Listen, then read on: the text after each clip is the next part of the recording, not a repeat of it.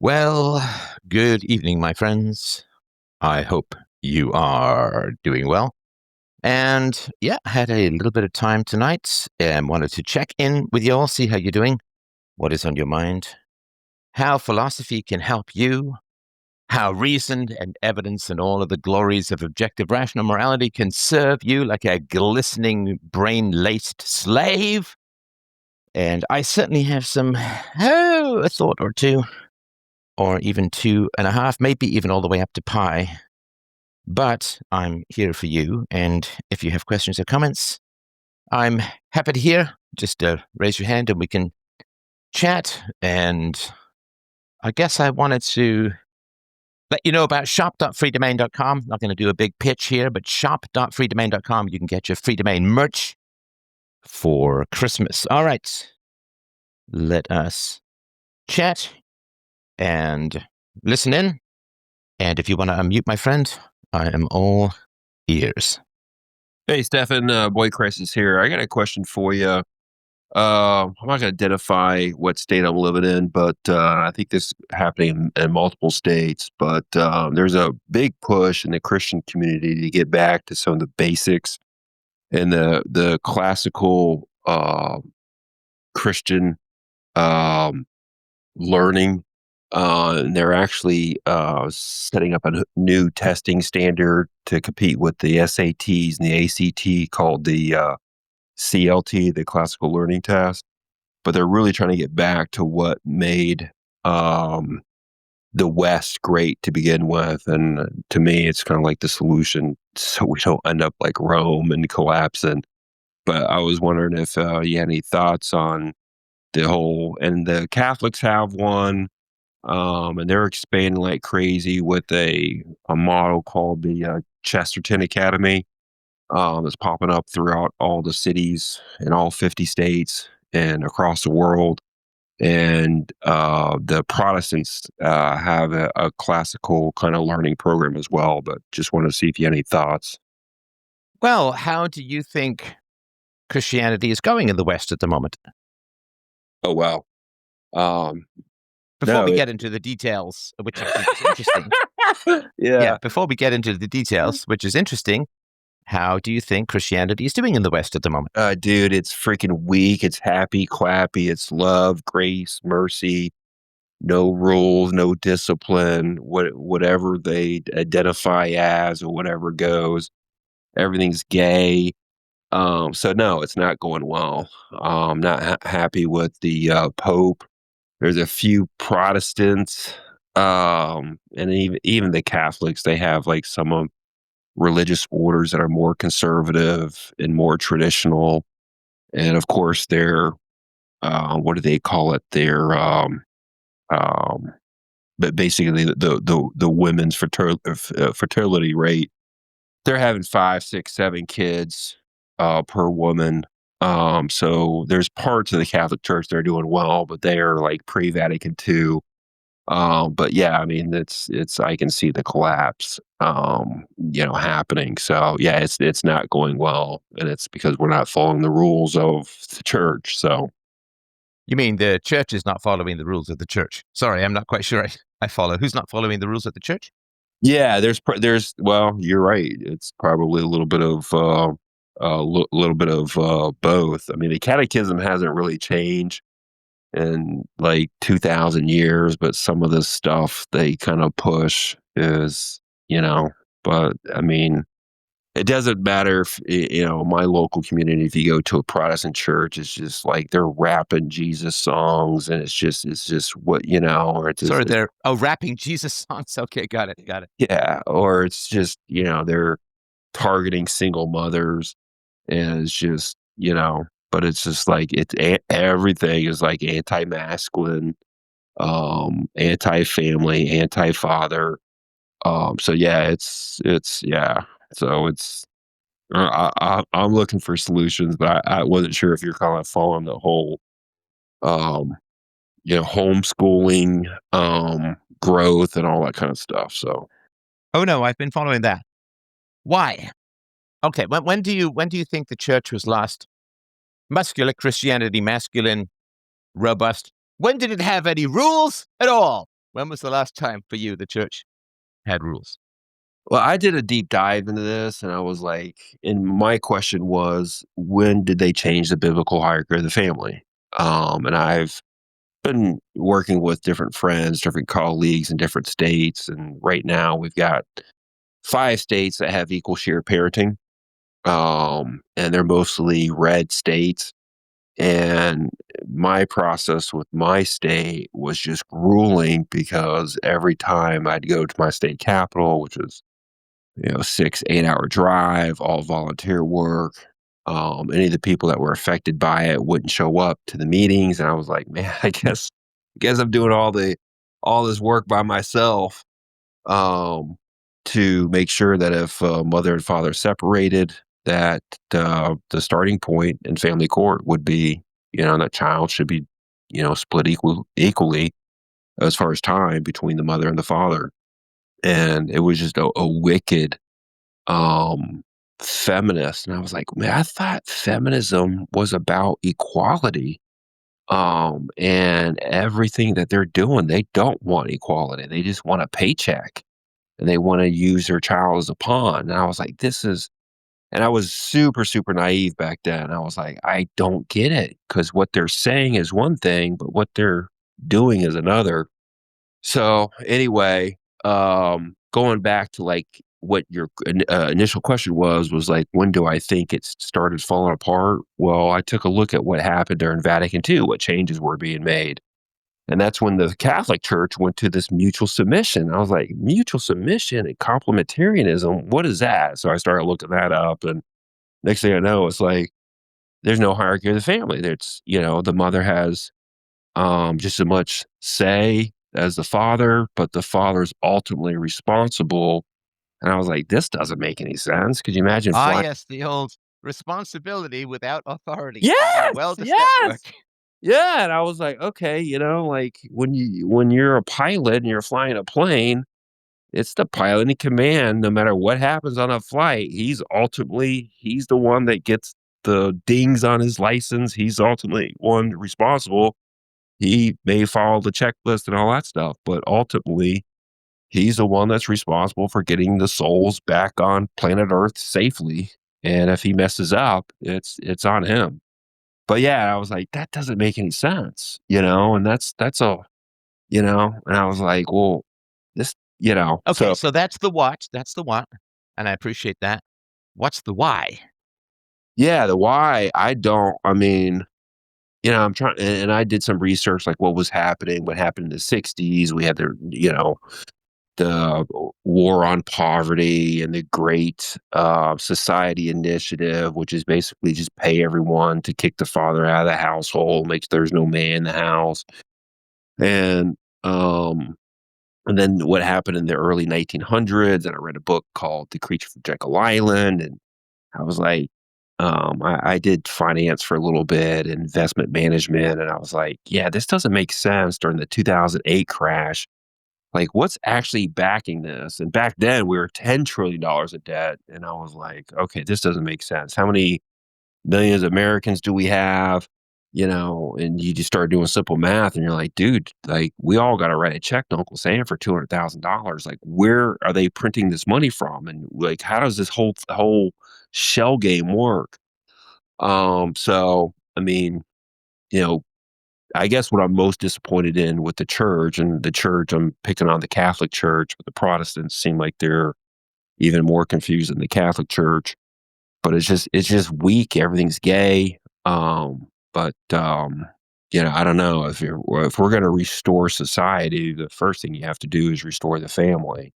And there is a rejection of this whole masculine, anything that's, the American Psychological Association, like everything is just anti-man, anti-father, anti-boy.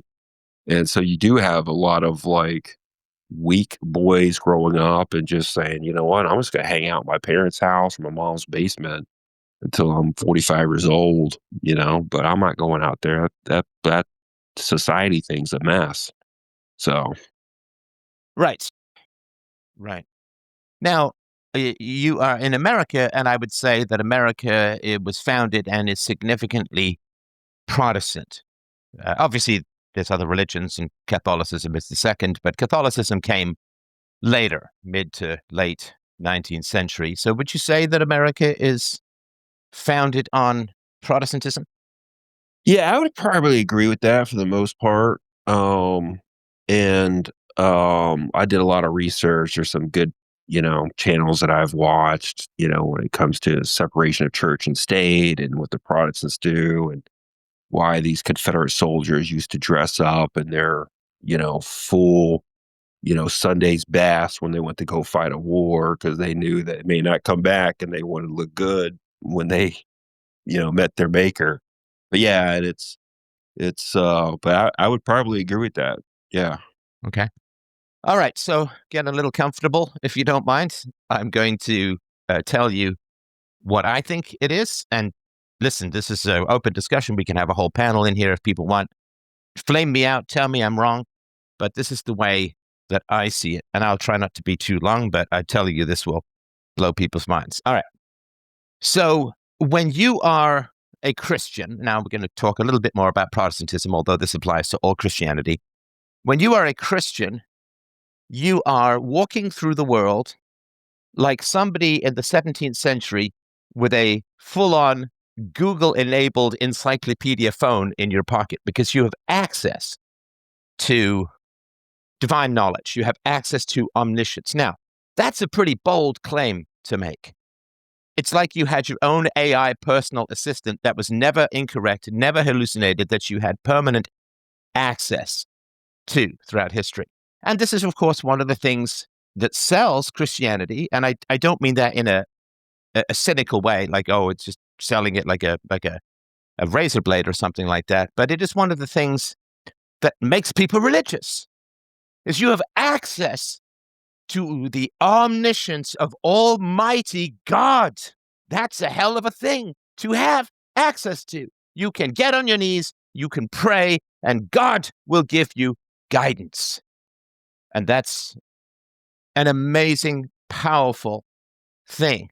But it comes with a great price.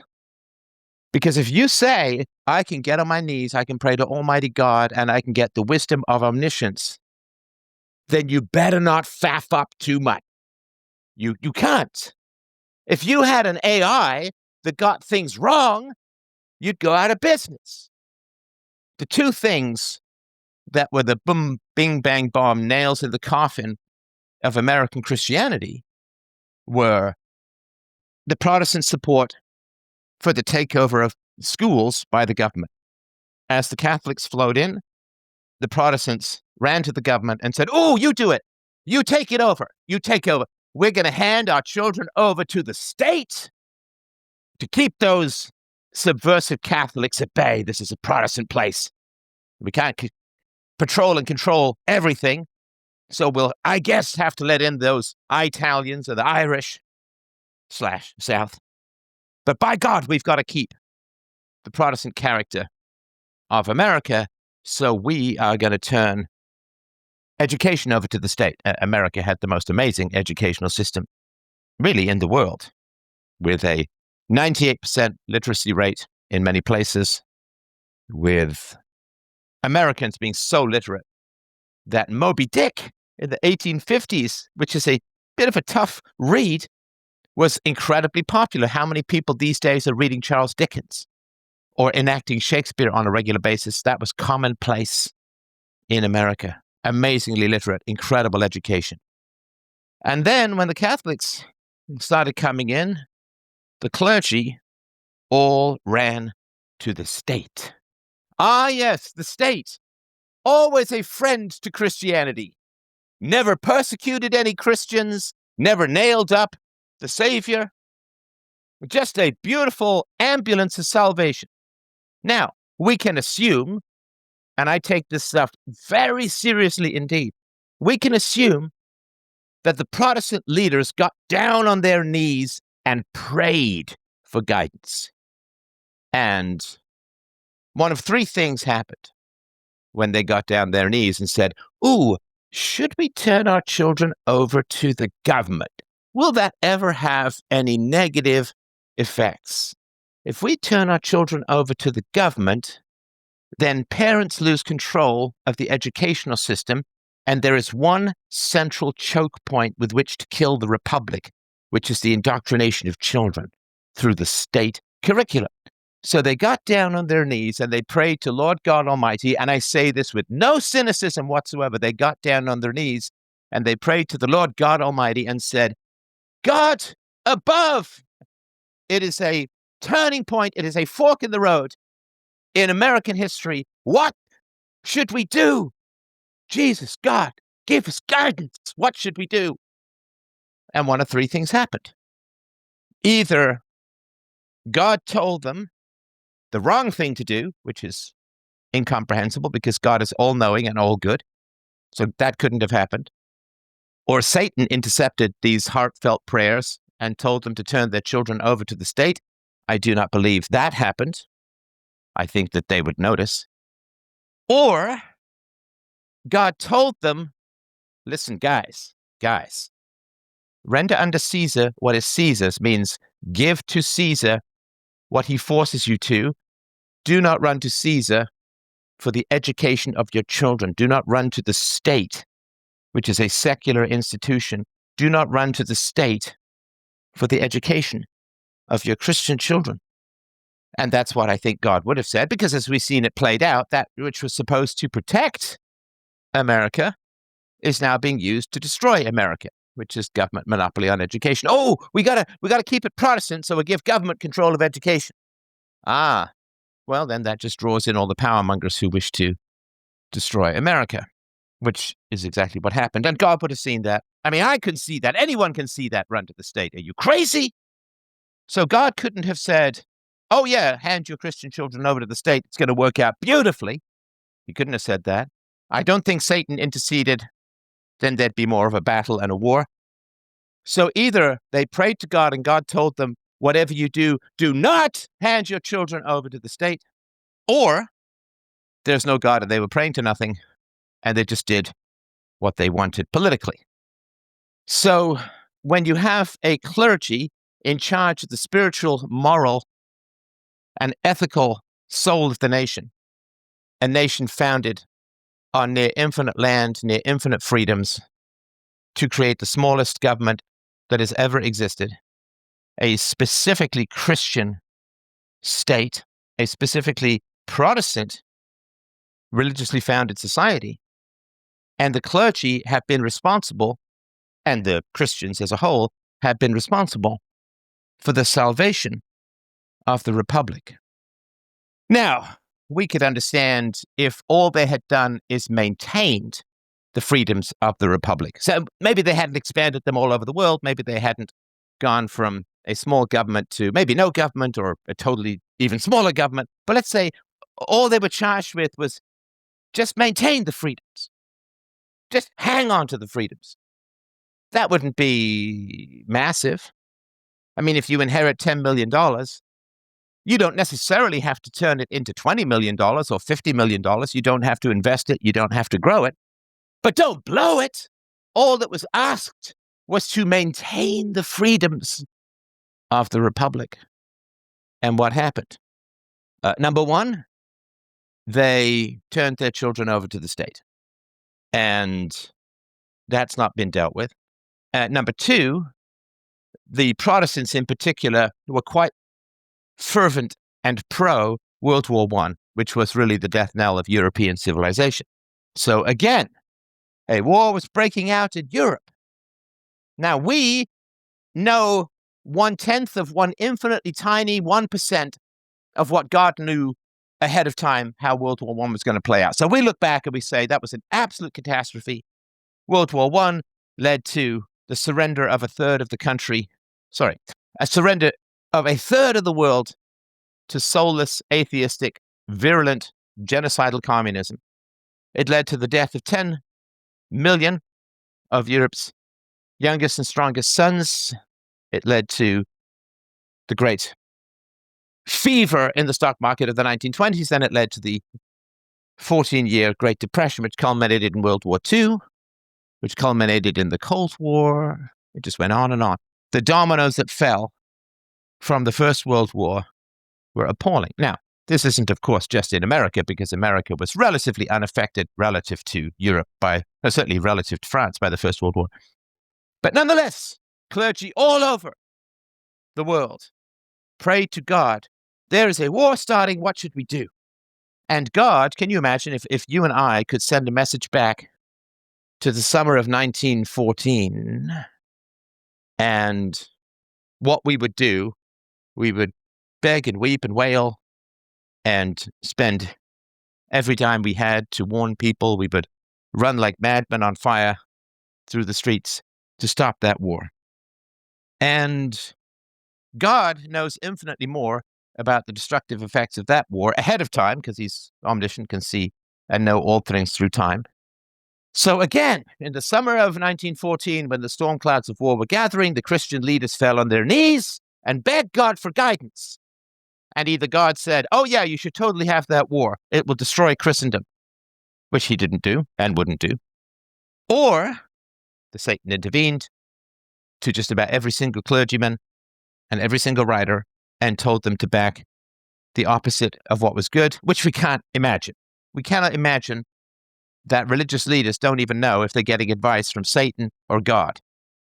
That would make things way too random. Well, not even random. It would mean that Satan could fool every single religious leader, almost every single religious leader in the West, which would mean that we would have no reliable access to the Word of God.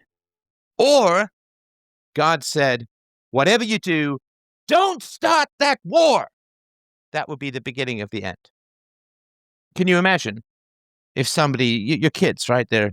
I remember, I think I was 7 or so. This is when I first became interested in history. And I said, Mom, who started the First World War? And she said, Germany. And I said, and how long did it last? And she said, 4 years.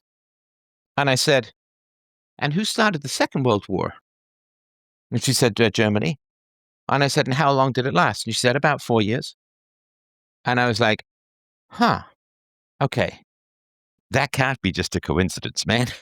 It's got to be some pattern here. So imagine if your kid comes to you and says, was World War I good or bad? Was it a good war or a bad war? And you have the Encyclopedia Britannica, you have Grok AI, and you can say, hey, was it a good or bad war in general? And you can look all of this stuff up, but you get it wrong. And you say, oh, it was a great war. So totally great for the West. Fantastic. Couldn't be better. We'd do it 5 times over if we could, as opposed to just once again, but worse. So if we handed over the flames of liberty and freedom within the West, not to the state, which everybody understands is pretty predatory, but to the clergy, we handed our children's future, our souls, the defense of the realm, the salvation of our ethics, and the maintenance of our virtues to the clergy. How are they doing? They are the custodians. We inherited $1 billion, $1 trillion of sacrifice from our ancestors, and we gave it all to the clergy and said, listen, man, you don't have to double it, but just don't blow it. Just don't blow it. That's all. That's all we're asking. You're in charge. You guys have access to omniscience. That's a pretty big claim. I personally would not argue with someone who had access to omniscience, because you could never win. The clergy says, oh no, we have access to omniscience. Okay, well, look, if you have access to omniscience, then you take care of this stuff.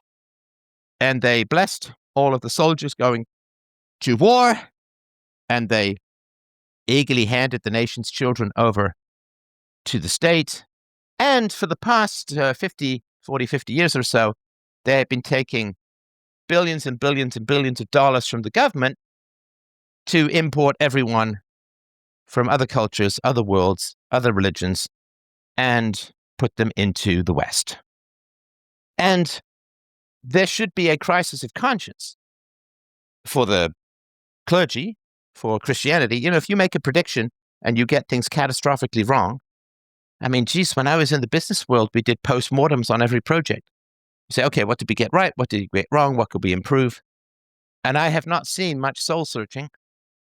I have not seen the clergy saying, well, we had a job, and that job was to protect and at least maintain, don't have to expand, but at least maintain the freedoms of the West. And the last thing I'll say is colonialism. Colonialism was driven by Christianity. I mean, there was a certain amount of map painting from the various empires, but colonialism was largely blessed by Christianity because, of course, it was a way to bring Christianity to the benighted masses of the world, the what were considered at the time savages of the world, and turn them into Christians and make them good and tasty and holy. And while Christianity certainly spread through that, it has been a pretty unadulterated catastrophe for the West.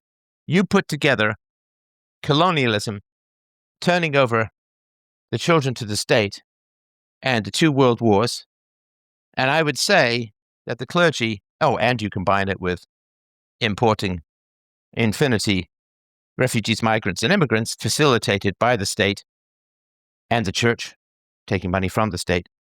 And I think we have reason to say, I'm not quite sure you guys do have access to omniscience. Maybe there is an omniscience out there, but I don't think you guys have access to it. Because if somebody says, hey man, give me your $10 million, your family's blood and treasure for centuries, give me your $10 million because I can read the market perfectly. I know exactly when to buy, exactly when to sell. Well, okay. I mean, if somebody knows the market perfectly and knows exactly when to buy and exactly when to sell, you give them your money. And then what if they blow it? What if they lose all your money? Would you sit there and say, well, I still believe that you have access to perfect knowledge of the market? I would say, I do not think you have access to perfect knowledge of the market, because if you did, where's my money? And I think there is a crisis of confidence. I think people view the church as increasingly irrelevant because it will not learn and reform. And it will not say, we got something wrong. And of course, Christianity completely accepts.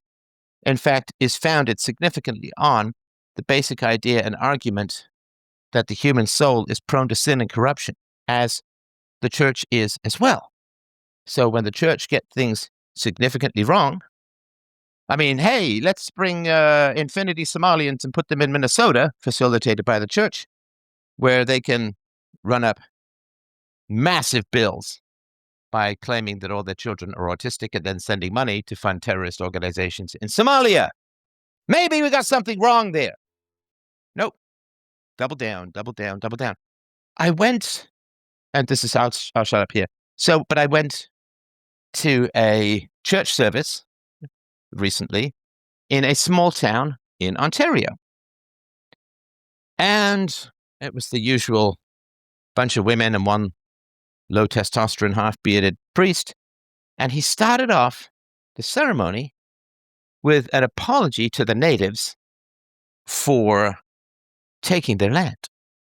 Incomprehensible to me, but having been raised a staunch Christian myself at a time when the church still had some teeth and nails, a land dedication and an apology, and we recognize that we are resting on the sacred and hallowed ground of the Cheektowaga natives, or what, I don't remember what it was. And it's just like, bah! I mean, according to Christianity, the natives were godless heathens. And they were sinning and going to hell, and Christianity saved them from all that. Why on earth would you be apologizing? If you were burning to death in your home, see, I worked the hell thing in there, but if you were burning to death in your home and a fireman had to chop down the door because it was locked, had to chop down the door with a giant axe in order to save you from a horrifying, horrible death. Burning to death is just one of the ugliest ways to go. And a fireman had to chop down your door. Would you demand, forever and ever, amen, that the fireman apologize for breaking your door to save you from burning to death? And let's say that fireman was your brother-in-law. Every time you got together, you're like, hey man, you need to kneel down and beg my forgiveness for you breaking down my door. It's like, bro, I saved your life. What are you asking me to apologize for? I mean, you started the fire yourself. You fell asleep with a cigarette in your mouth and you set fire to your duvet and you were burning. I don't understand. So I think that, this is one of the reasons I wrote UPB, was Christianity has not worked well to save the freedoms and integrity of the West. And I do one last thing and then I'll shut up. Everyone else can jump in and tell me how mistaken I am, which I'm always quite happy to hear. But all of this is happening under the shadow of eternal damnation, burning in hell forever. Burning in hell forever. If you get it wrong, if you get it wrong, you burn in hell forever. If you praise and bless millions of men marching off to suicidal doom, then you go to hell. If you apologize for things that are not wrong, you threaten your soul. If you forgive people who have not repented, you threaten your soul.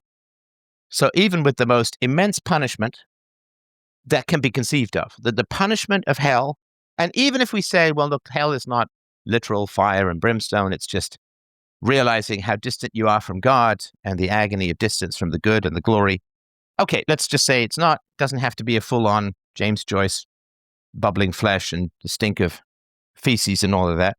Let's just say it's distance from God after you die, or limbo, or anything. But it's a long way from paradise, and you're aware of the paradise you've lost forever. Let's just say it's all that. Well, if a man claims to love his wife and he offends her mightily and refuses to apologize, we would say, oh, okay, he doesn't really love her that much. He doesn't really love her that much because he loved her that much and he genuinely wronged her, then he would apologize to her. But if he's too proud to apologize, then he's preferring the sin and vanity of his pride over the love that he claims to bear for his wife. And there is, I think it's unconscious, but I think there's a very strong suspicion in the West that the clergy don't believe in what they preach. Because if they did, they would be doing the right thing. Because you can't come up with a bigger punishment than an eternity of separation from God and knowing it. And if that's not enough to motivate the clergy to get it right, to apologize, to not be bribed by the state, to not hand over their children to the state, I mean, the clergy should have been saying to Erica Kirk, again, I say this with great sympathy for her suffering, but nonetheless, they should have been saying to Erica Kirk, no, you can't forgive him. You can't forgive him. You can pray that he works to find forgiveness by admitting his sin, the murderer, Charlie Kirk's murderer, but you can't forgive him. No, they're all cheering this performative forgiveness that is absolutely anti-biblical. Where's the condemnation? Nope.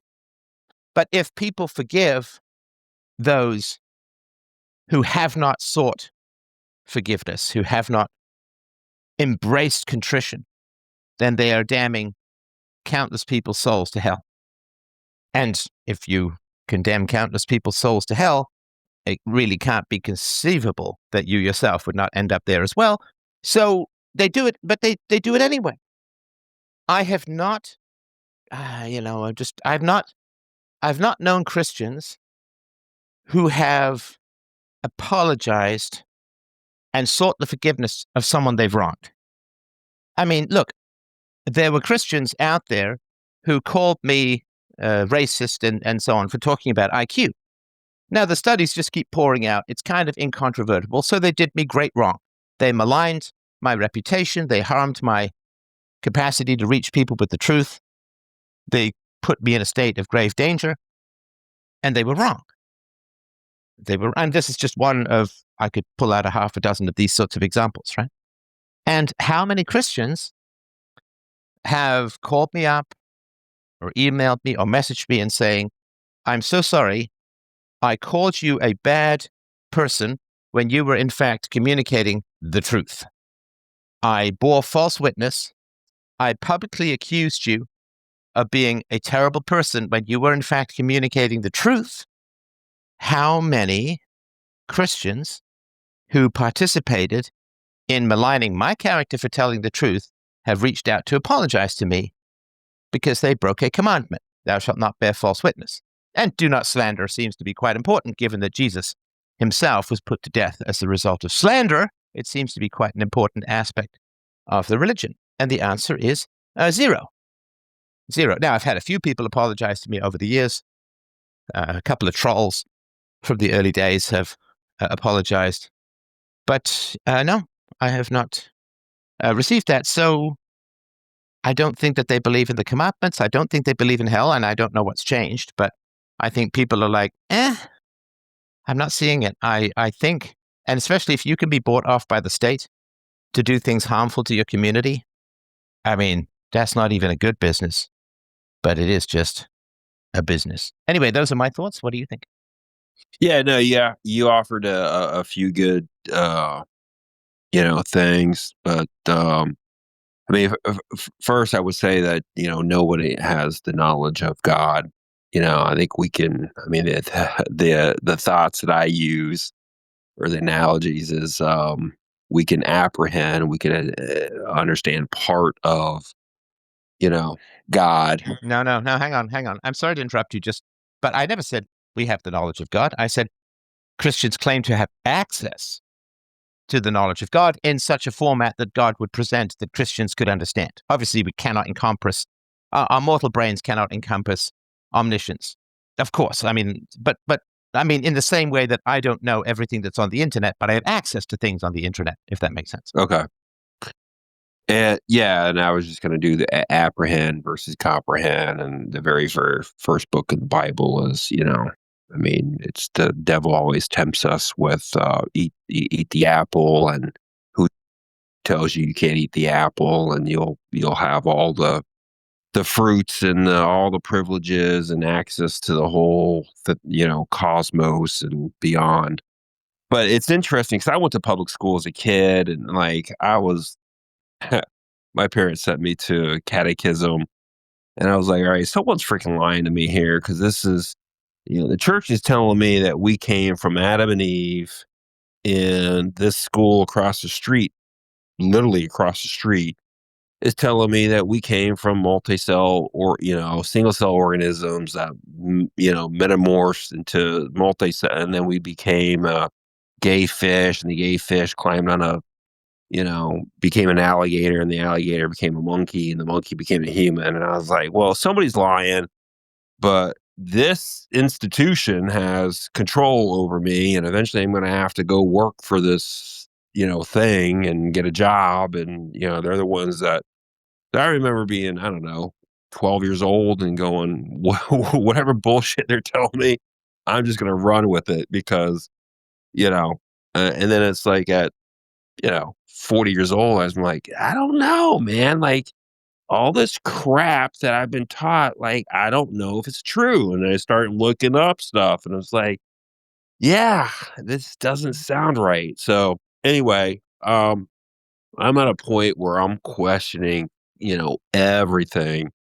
And it's like, well, you know, what is the best way? And, I'm the same way. It's like, if the rule book says this, and we're not enforcing the rule book, then why have a rule book? And it's just like and if the rule book says this and we're flexing the rules for this group or that group, but when I take a look at World War I or World War II from a fresh perspective on things that I, didn't have access to when I was going through um grade school, whatever, and I was like, man, this is not what I was taught. I was taught that these people were evil, and yeah, I didn't realize that this was going on in their country, and there was transgenderism, there was prostitution, their country was owned by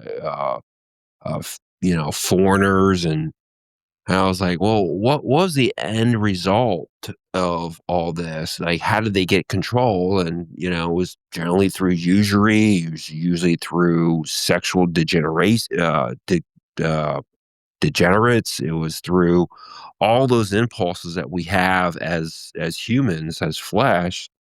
And I've always asked the question too, Stefan, like, why didn't the church? What did the church do to push back on this? And said, no, no, no, no. This is from the father of hell. This is the Satan.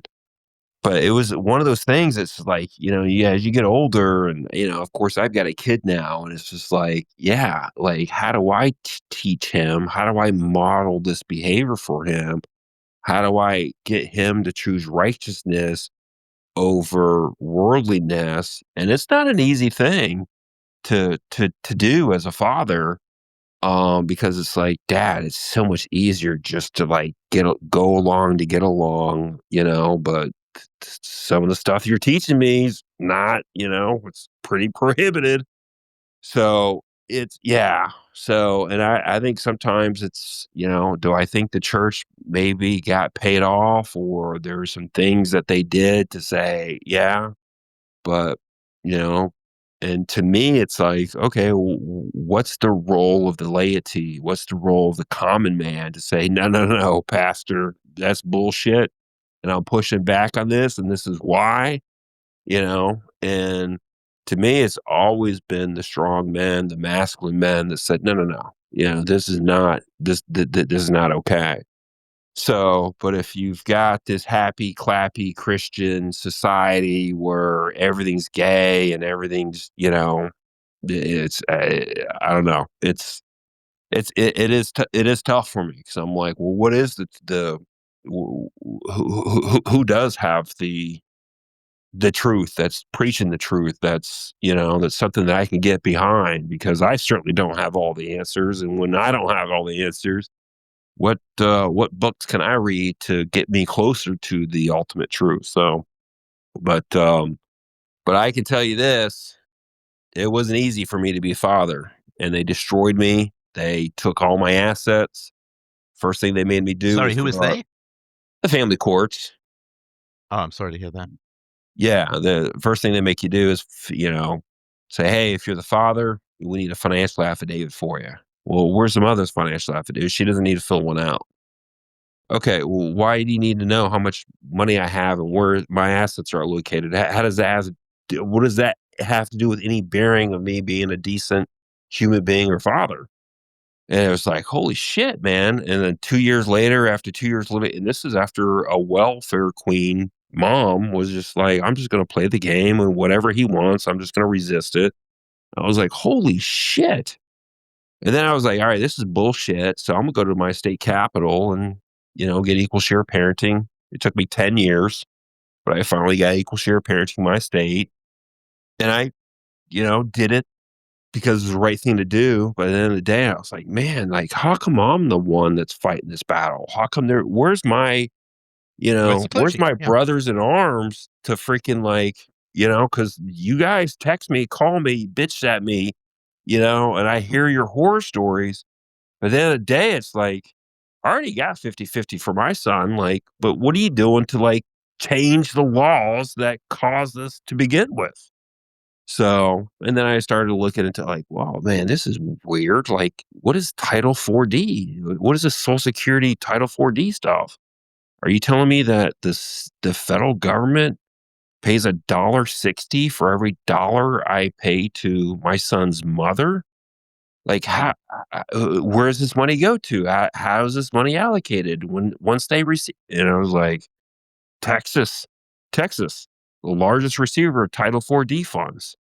They've been Right. and they've got the most organized team and the most passionate fathers out of all 50 states, and they've been doing this stuff longer than I've probably been alive. And it's like, oh, you're a men's right activist. You're one of those dudes. And Yeah, I'm like, sorry. I feel that we're on a different topic completely, and I'm really apologize for interrupting that. But yeah, I mean, so we can also look, of course, at the support for Israel, which is a political entity, but of course is considered by many evangelicals a requirement for the return of Christ, and that's not great. And also, where are the like there are these horrible natural enemies? Sorry, one's horrible, one's not. These natural enemies in the world, which is communism and Christianity. And I assume that the Christian leaders in the West, um, again, fall on their knees and pray to God to say, what is the greatest danger that we face? And what can we do about it? Now, the greatest danger that Christians face is communism. Now, that's not a theory. That's not a theory. Of the 70 million people killed just in Russia under communism, I mean, 100 million in total. I think the number's higher because there was lots of people, of course, starved to death under Mao's. agricultural reforms. But let's just say, 50, 70 million killed in Russia. Vast majority of them were Christians, and they were killed by communists who were atheists. And they're coming for the Christians in the West. And there will be gulags, concentration camps, mass starvation, all of the nuns nailed to the wall stuff that characterizes populist, secular, collectivist revolts, such as the French Revolution. It's coming. And I don't know if the Christian leadership wants to die or wants to serve up. Maybe it's a big martyrdom thing. I don't know. A friend of mine who's Christian says the Christians at their best when they're being persecuted. But why would you need to be? And of course, there are lots of children who are going to get persecuted as well. So I think that it is a very incomprehensible situation. I've got another caller, and I do appreciate your call. Thank you so much. And if we have the next caller coming in, yeah, of course, the Christian leaders should be thundering against communism from the pulpit every week. And socialism. Of course, they should be thundering against the welfare state because the welfare state displaced the church. And again, when the welfare state was being considered, did the church leaders pray and say, "Dear God above, what is the gravest danger to our moral authority?" Oh, it's the welfare state, because it's going to render church charity irrelevant, and it's going to destroy the family, which is where church values get spread. So either they prayed and God gave them the wrong answer, Satan interceded, or God gave them the right answer and they didn't listen, or there's no God and they don't really believe anyway. So, because if I had access to omniscience and I kept getting things wrong, I would have doubt as well. All right. Yamne. Are you with us? You will need to unmute. Yes, I'm with you guys. All right. What's up?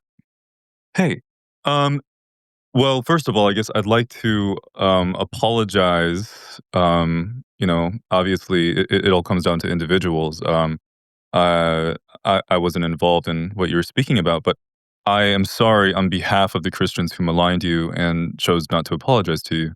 Sorry, I'm and not sure. I mean, I appreciate the thought. I appreciate the sentiment. But can you do that? well, I'm not doing this in like a theological kind of No, I Christian mean, way right you now. can't go to jail for someone else's crime, can you? No, and that's not what I'm saying. I'm just, I guess I'm saying this in just sort of like a poetic way. Like, I'm just sorry that that happened to you, man. No, And as look, it, I appreciate that, and I don't want to be overly nitpicky, but I'm sorry that it happened as well. But you can't apologize on behalf of others, because that is, and this is, you can't, because they have to do it themselves. Otherwise, they risk imperiling their souls, right? yes, that is correct. I mean, Yes. if I went around paying off everyone's debts, then people would become more irresponsible in who they borrowed from, right? Exactly. Yeah. Well, Yeah. So it's so not very theological to apologize on behalf of others, because it reduces their need to apologize for themselves. And again, I'm sorry to be nitpicking, but this is part of what I don't understand about Christians and Christianity. Genuinely, it's Mhm. like, if you come down and you apologize on behalf of others, that is harming their souls. And why would you do that?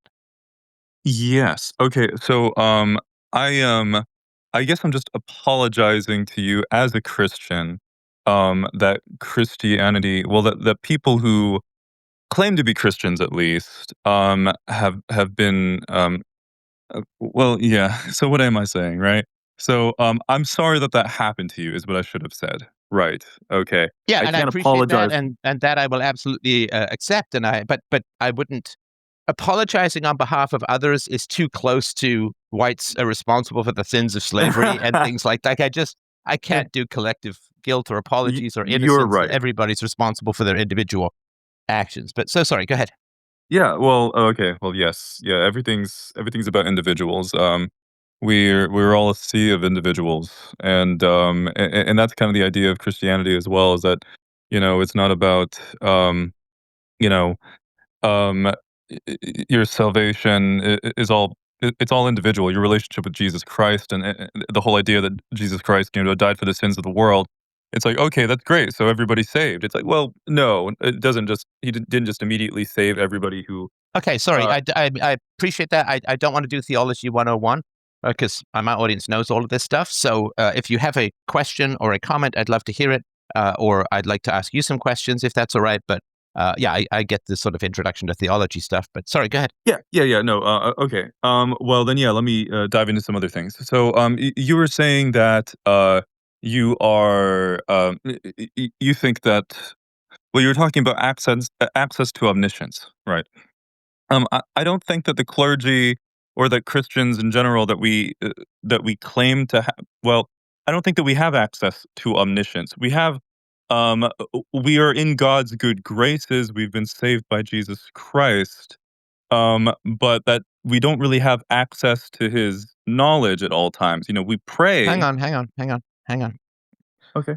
At all times is my first red herring that you're not debating in good faith. Because when I say I have access, it doesn't mean at all times.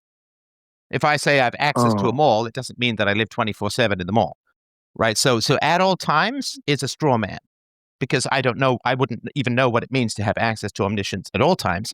But Christians do pray to God for guidance, right? Yes. Yes, we do. Okay, so you have access to omniscience, but I don't know what it means to say at all times. And again, I'm sorry to be nitpicky, but that's kind of the job of philosophy. So okay, so you have access to omniscience through prayer, right? Yeah. So, Sorry, why is that? Why is that? I mean, isn't that foundational? You pray to God for wisdom and guidance. I do pray to God for wisdom and guidance. Yes. I mean, Uh, I did the Lord's Prayer every single day as a child. yeah. Um, um, so access to omniscience. Well, first of all, yeah. As far as the clergy and the church go, like I said, we're a sea of individuals. Humans Okay, are incredible. so hang on. If you have two people, right? One of you're asking a bunch of challenging questions, and one person has the internet and the other person doesn't. You would expect the person with the internet to get. Let's just say wasn't even controversial stuff. It was just like factual stuff. You know, what's the capital of this country? What's the general population of that country, and so on. So you would expect somebody who had a tablet connected to the internet and was able to use it to get more answers right than somebody who did not have a tablet connected to the internet that Yes. was able to use it, right? So, wouldn't Christians as a whole get more things right than non Christians? Yes. Um, and then, of course, you know, history is showing that that's oftentimes not the case. Well, I sort of gave a whole speech about some really Yeah. important key things that Christians got wrong that haven't caused the clergy to sit there and say, gosh, we really, and they're getting more and more wrong as time goes I forward. listened to And your they, whole speech, by the way. I just yeah, want to no, let you know. no, I'm just sort of pointing out that if you have access to omniscience and you make grievous mistakes, it's a little hard to square that circle. Sorry, go ahead. Yeah. So I would say, no, it's kind of, it sounds so cliche to say. So it's like, um, humans are immensely corrupt. And, you know, when you're dealing with people like, you know, who came to the New World and they claim to be Christians back in like the 1400s or whatever, and, you know, and then they committed crimes against the natives and did sinful things. Uh, Humans are Sorry, incredibly. committed crimes against the natives. What do you mean? Well, what I'm saying is that there were some rapes and there were some negative things that happened. I mean, Yeah, but the I th- natives were doing that to each other at a far larger scale. oh yes, they were, but nonetheless, doing so as a Christian, if you're a Christian conquistador and you're claimed to come with the truth and with God on your side, you need to really be careful not to do these things. It's going to confuse the people, you know. And then of course, then they have reason to gripe later on, you know, their And I descendants do. don't know. I'm sorry to interrupt. I don't know the history behind all of this, and I'm sure that there were some rapes, but I mean, it wasn't like people were found guilty in a court of law. Some of the native women might have been so enthralled and entranced by these man gods in metal plate that they might have wanted to have sex with them, and do like a little bit of rough trade from time to time. But would you? Is it established there were sort of mass rapes coming from the Christians? Again, I don't know the history of this in any particular detail. Well, neither do I, and I don't know that there were any mass rapes. I know that oftentimes people accuse the conquistadors, including you know, even the guy who discovered the New World, Christopher Columbus, of being sexually immoral. Honestly, we Well, weren't there. We don't. communists would do that, but I don't Communists would, know. I yes. mean, were there a bunch of journals that the conquistadors wrote to saying, "Oh, I raped this person and I raped that person," and I mean, I don't know the history, but of Well, course there was particularly in sort of Central America, the Mayas, the Aztecs, and so on. Absolutely evil group of human beings. I mean, mass rape, genocide, sexual torture, the mutilation of children for the sake of appeasing their demonic gods. I agree. Absolutely monstrous. And one of the reasons, as you know, that the conquistadors were able to conquer these giant empires is because the local population loathed the Yes. Incans and the Mayans so much that they joined in Yeah. and said, please God, free us from these monsters. Yeah. So It's like it was in many ways a war of liberation. And I guess I'm just sort of curious. Every invading army is going to do some bad things, you know. I mean, if you talk about the liberation of Germany, there were some awful things that happened with the liberation of Germany. And, terrible things happen when there's wars of rebellion and revolution and so on. So I'm just curious why you would go straight to the sins of the Europeans rather than the evils that they encountered in this savage continent. Oh, well, yeah. My position is probably quite similar to yours as far as, I understand that the Aztecs committed an enormous amount of atrocities, and the Mayans and many of these other people, and that they weren't innocent. I'm not claiming that there was some sort of noble, innocent savage, that and then these ruffians, these, sinful, wicked guys came in and ruined their peace. I understand that, that's not the case. I was just using that as an example of Christians not acting quite Christian, and there's been uh, so that's only one example, of course. You can talk about the well, you're talking about atrocities of the church, or not, maybe not atrocities, but negative things that the church have done that have endangered, that have damaged the world, that have caused problems, that have made life on Earth worse rather than better, right? And those things have happened, and I understand that. Um, so that's why I was trying to use that example. But yeah, And sorry, I wanted to shore up one of your things. I just had a quick look for this, and go ahead. there is contemporary evidence for the Spanish conquistadors raping indigenous late 15th to 16th centuries. Comes primarily from contemporary written accounts, eyewitness chronicles, letters, and official reports, Spanish legal records, and royal inquiries, with indirect modern evidence from genetics and demography. So there was definitely some evidence for this, and of course, terrible stuff. But it's just I have a high alert system in my brain Hmm. for people who talk about historical wrongs and only mention white people. Yes. Yeah. So I'm not one of those guys, and if I came across like that, that's not what I meant to. Well, no, I but that's what you said. You y- talked about the rapes of the white people and not of the none of the crimes of the natives. well, yes. That was my bad. I acknowledge the crimes of the natives. I acknowledge that that there was some very demonic stuff going on with the Aztec Empire, and basically all of the empires going on there, the Mayans and the Incans as well. Um, yeah. So what I'm saying is that when it comes to the actions of Christian people and the church throughout history, um, the failures of the church are, in my mind, a reflection of sort of, not sort of, they are a reflection of the incredible corruptness of humanity rather than a No, failure of okay, God sorry. himself. I get that. I understand that for sure. Okay, but if you have one group of people who are getting a bunch of infections, and you have another group of people who are getting a bunch of infections, but they have some antibiotics, who will do better? Well, yeah, the ones with the medicine, right? Yeah. Right. So all human beings are corrupt, but Christians have access to divine wisdom. Right. So saying all human beings are corrupt, yeah, okay. Let's take that as a base statement, a basic statement for the sake of argument. But Christians should be less corrupt. Yes, yes. And Um, how do you think the church has been doing over the last 100, 150 years, Not given good. the collapse of Western freedoms and cultural longevity. Yeah, clearly bad. Yes. Okay, so why? And again, I'm not like why. I'm not shaking you by the neck here. I'm genuinely curious. Why?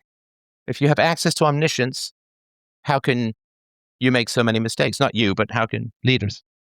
I think the vast majority of Christians right now, and also throughout history, I would say at any given point, it's a a fraction of what you would think that are actually right with Christ and have like a personal relationship with Jesus.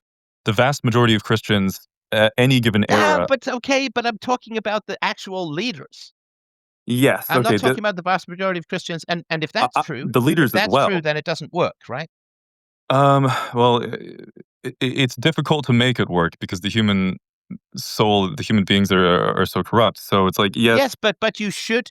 That's an. I hate to sort of trivialize Jesus, but in the analogy, Jesus would be a handful of antibiotics, right? And so some people don't take the antibiotics, some people miss them, some people don't believe in them. So it's not like everyone is perfect who gets antibiotics, and sometimes the antibiotics might not work for whatever reason. But in general, Mhm. why is something like Islam growing, and why is something like Christianity shrinking? If Christians have access to omniscience, they should be getting the right answers. They should be praying to God, and God should be telling them, here's what you need to do, or you imperil your immortal soul. Here's what you need to do, or your children will grow up enslaved. I mean, I said multiculturalism wasn't going to work. I said this 20 years ago, I agree. and I was shouted down by a lot of Christians, and who apparently hadn't read the part in the Bible where the Tower of Babel is built. But anyway, I was shouted down as cold and heartless and so on. And I don't have access to omniscience. I'm just a humble philosopher, right? So how is it that people who have access to omniscience are getting a lot of things wrong, and people who don't aren't? Yes. So, you know, on an individual level, I'm a Christian. Um, do I have access to omniscience? I pray to God and I know that He's real. I And he gives you guidance. and He gives me guidance. Yes. Correct. And That was foundational to my Christian evolution, and prayer would make no sense if he didn't, right? yes. Um, and so it's it, it's difficult when it gets into groups of people. Because well, why is it difficult?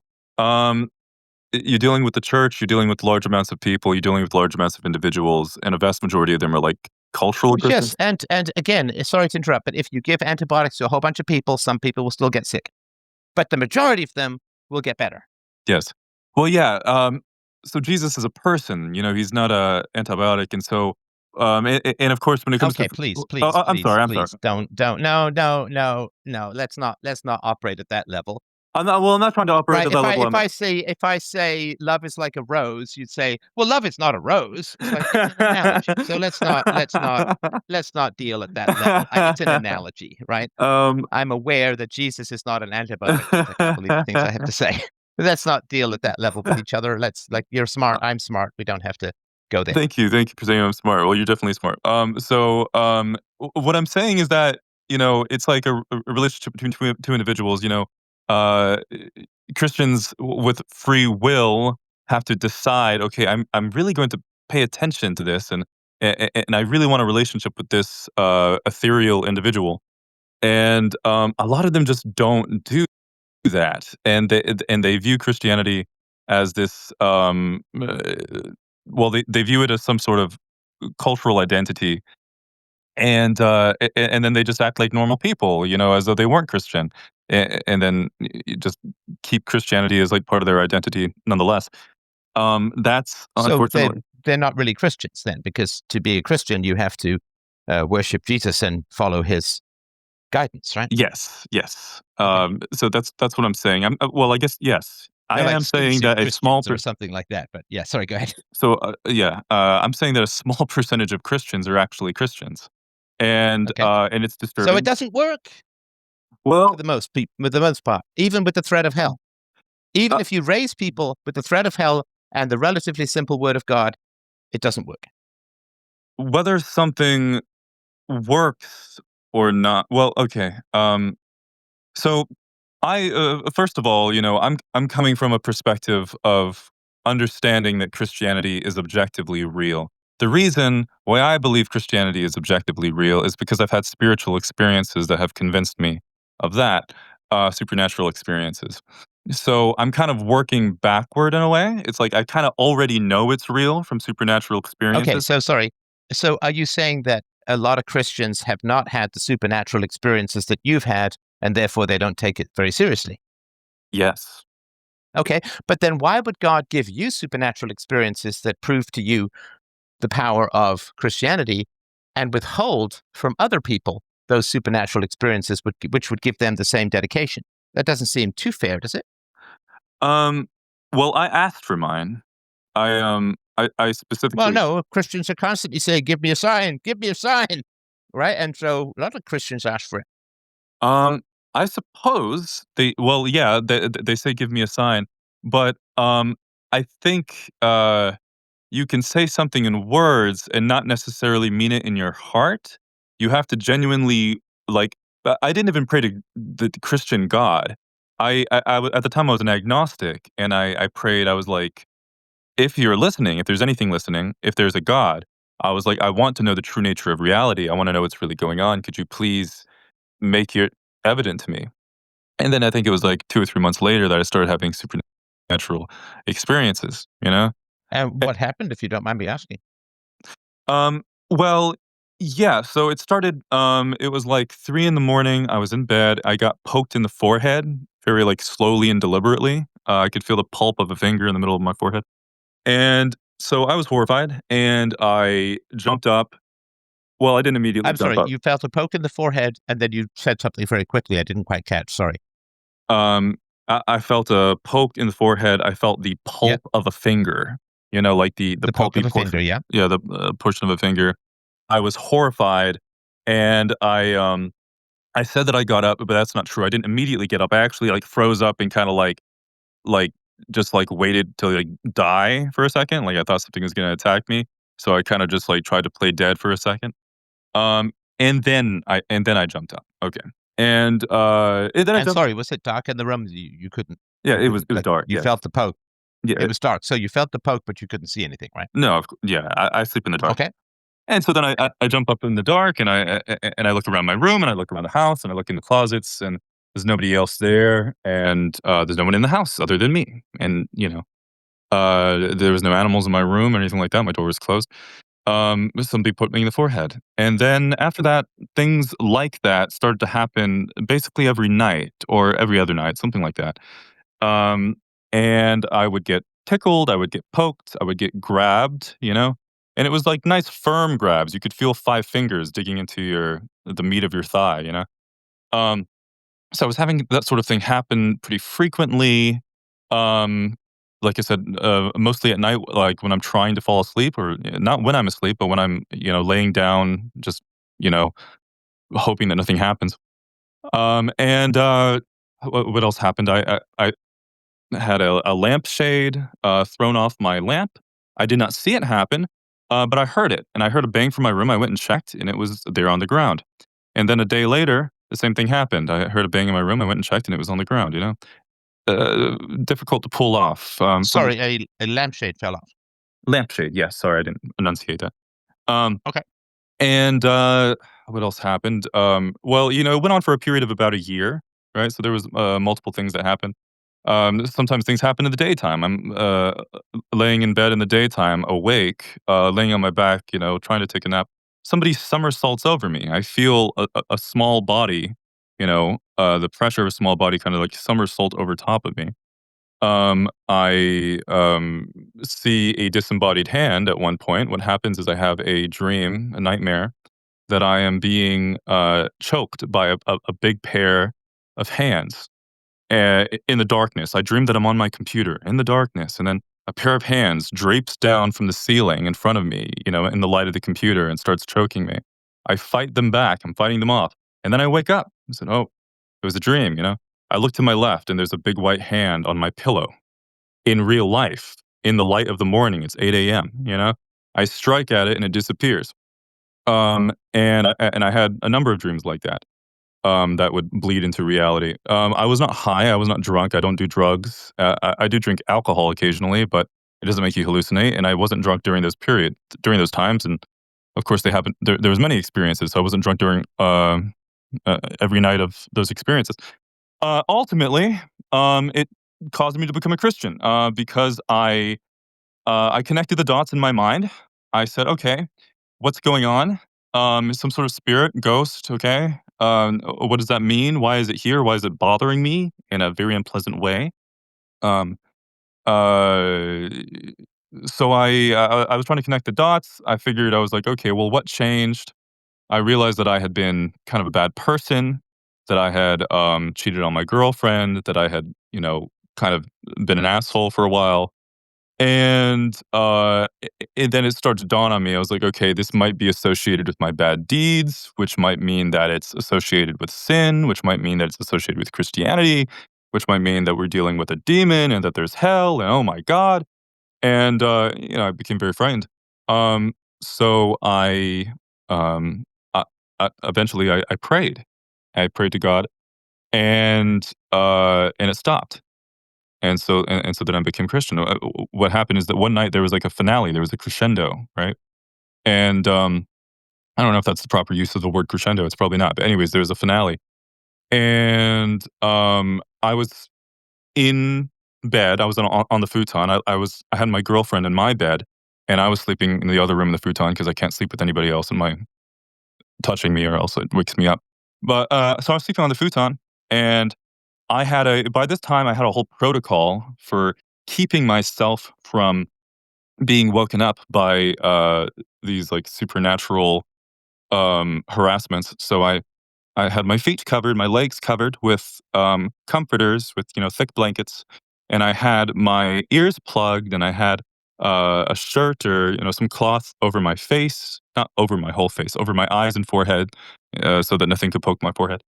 And and I was laying there, okay, well, I'm gonna have a good night's sleep, nothing's gonna be able to bother me. And then I think maybe after an hour or 2 of lying there, maybe an hour, maybe I'm not I'm still trying to fall asleep, haven't fallen asleep yet, normally it takes me about an hour.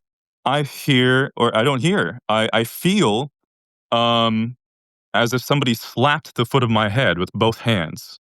Somebody took both their hands and they just slapped the foot of the futon and caused the whole bed to vibrate, you know? And so, it figured out a way to bypass my protocols, right? The different things I was doing. Um, and so I jumped up, I looked around, there's nothing there, obviously, I'm in the dark. But there is some light. The computer's on. The computer was not off, it was asleep before, it was dark. But somebody had like jostled the mouse or whatever, and now the screen had lit up. And so that was horrifying. So I'm sitting there, clutching my heart, trying to figure out what the to do. And Sorry, the screen had turned on the computer, like as if somebody had moved the mouse or something? yes, that's what I mean. Yes. Okay. Okay. And so yeah, so I'm quite scared. I'm sitting there trying to figure out, okay, what am I gonna do? What the fuck? This sucks, you know? And then I hear beep, beep, beep echoing throughout the house. All of the house phones, the landline phones throughout the house, are low on battery at the same time. So Mhm. I go around the house and I collect all the landline phones. Luckily, it hasn't woken anybody else up. I collect all the landline phones and take the batteries out just to shut them up. And uh, and once I do that, I go outside and I get in my driveway and I get on my knees and I pray and I say, God in heaven, I'm sorry I cheated on my girlfriend who's lying in the house, has no idea right now. She's lying in bed. Um, I'm sorry that you've done all these horrible things. I'm sorry I turned my back on you years ago. I was raised Christian as like a little kid. I stopped believing when I was in my preteens, like 11 or whatever. And and then this event was happening when I was 24. So it had been, over a decade. So over a decade of agnosticism is what I mean. But I had this experience. I went outside. I got on my knees in the driveway. It was middle of the night, and I said, "God, please forgive me. I'm sorry, and please protect me from whatever this effing thing is. This demon." And I'm gonna change my ways and turn myself over to you. And after that, everything calmed down. It just calmed right down. And Oh, you mean you didn't experience any of these visions again? no, no. Okay. And And what did your girlfriend do when you told her about cheating on her? I didn't tell her. I just broke up with her. I What? yeah, What? yeah, yeah, No. yeah. I should have told But her. that's a grave sin. Didn't Y you pray to God and God relieved you from the demon, but God would also ask you to not lie to your girlfriend because you broke up with her and she didn't even know why. I broke up with her and, yeah, she didn't know exactly the reason why, No, no, and, no, don't give me yeah. exactly. No, You yeah, lied to and her. I lied to her, yeah, and that's And did why. you pray to God for guidance on whether you should tell the truth to your girlfriend? Yeah, yes, I did, and I should, and And what hang on, and so what did God tell you to do? that I need to do it. Need to do what? I need to tell her the truth. Okay, so good. So Almighty God is telling you you need to tell the truth. And see, it doesn't work. You believed he had rescued you from a demon. He had revealed himself to you in all your glory, and you still couldn't man up and tell your girlfriend the truth. Yes. How long ago was that? It was a few years ago. You've had years to tell her the truth, right? Yeah. So why haven't you? Shame? Well, it's still selfish then, right? Because doesn't God tell you that you have responsibilities to others? Yeah. Thou shalt not bear false witness. You lied to her about something absolutely essential. Yeah, I did. So why wouldn't you tell her? And I mean, shame, of course. I mean, but that doesn't answer the question because the whole point of morality is to have you do things that are difficult. Yeah, you got me. You got me, buddy. You got me. I'm not trying to get you. I'm genuinely curious. You have these now. Listen, none of this stuff happened in the real world. I mean, listen, I know that you could. I can't let that pass, right? Because I'm an empiricist and a rational philosopher. So none of this stuff happened in the real world. You weren't poked by anything. There weren't any demons. Because this stuff, and listen, I'm sure you could pass a lie detector. I'm not telling you that you're lying to me. I'm not accusing you of lying to me. I'm sure you believe all of this stuff, but it didn't happen in the real world because that's an effect without a cause. That's something tapping you that isn't there, right? And there was no hand. I mean, I'm sure that you had these visions. I'm sure that they were very believable. I've had myself visions that are incredibly vivid that I believe are real, but they're not. But they're not. I mean, there are Well, many, many different ways. Everybody hallucinates from time to time. Almost everybody.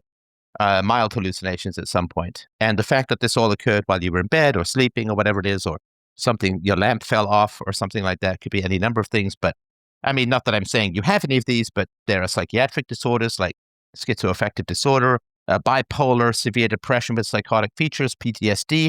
There are neurological conditions, dementia, particularly Lewy body dementia, Alzheimer's, Parkinson's, epilepsy, migraine auras can give you occasional hallucinations. Of course, there are brain tumors and strokes, and there, of course, it could happen with alcohol or alcohol withdrawal and a sleep deprivation. You could be really, really tired, and you can get delirium from infection, fever, ICU stays, organ failure, hypoglycemia, hypothyroidism, vitamin B12 deficiency, high fever can give you this sensory deprivation. So, for instance, if you've been sitting there in bed trying to sleep for an hour, sometimes you can hallucinate. Extreme stress can do it. And of course, you say, I'm just trying to get to sleep. So we've all had that situation where you try to fall asleep. And I remember when I was a kid, when I first learned how to skateboard, I would have dreams. When I was falling asleep, I had visions of being on the skateboard. I'd sort of jerk myself awake. Meditation can do it. And so, listen, I'm not saying that these things did not appear very real to you, and I'm not accusing you of lying or anything like that. But I can't let it be out there in the world on a rational, empirical, philosophical program that these things objectively happened in the world. And the fact that you got some relief from prayer is great, but it still hasn't solved some issues of selfishness with you. And again, look, I say this with great humility. I'm not I'm not always the most selfless person in the world, so we all struggle with this selfishness. But you have greedily taken this as a solution to this hallucinatory problem, but it hasn't actually given you obligations to tell the truth. So It's if you would given pray to me, God and God tells you to tell the truth and you won't do it, yeah. then I don't know what Christianity means to you. Well, you're right. Well, it gives you the obligation. You still have to listen to it.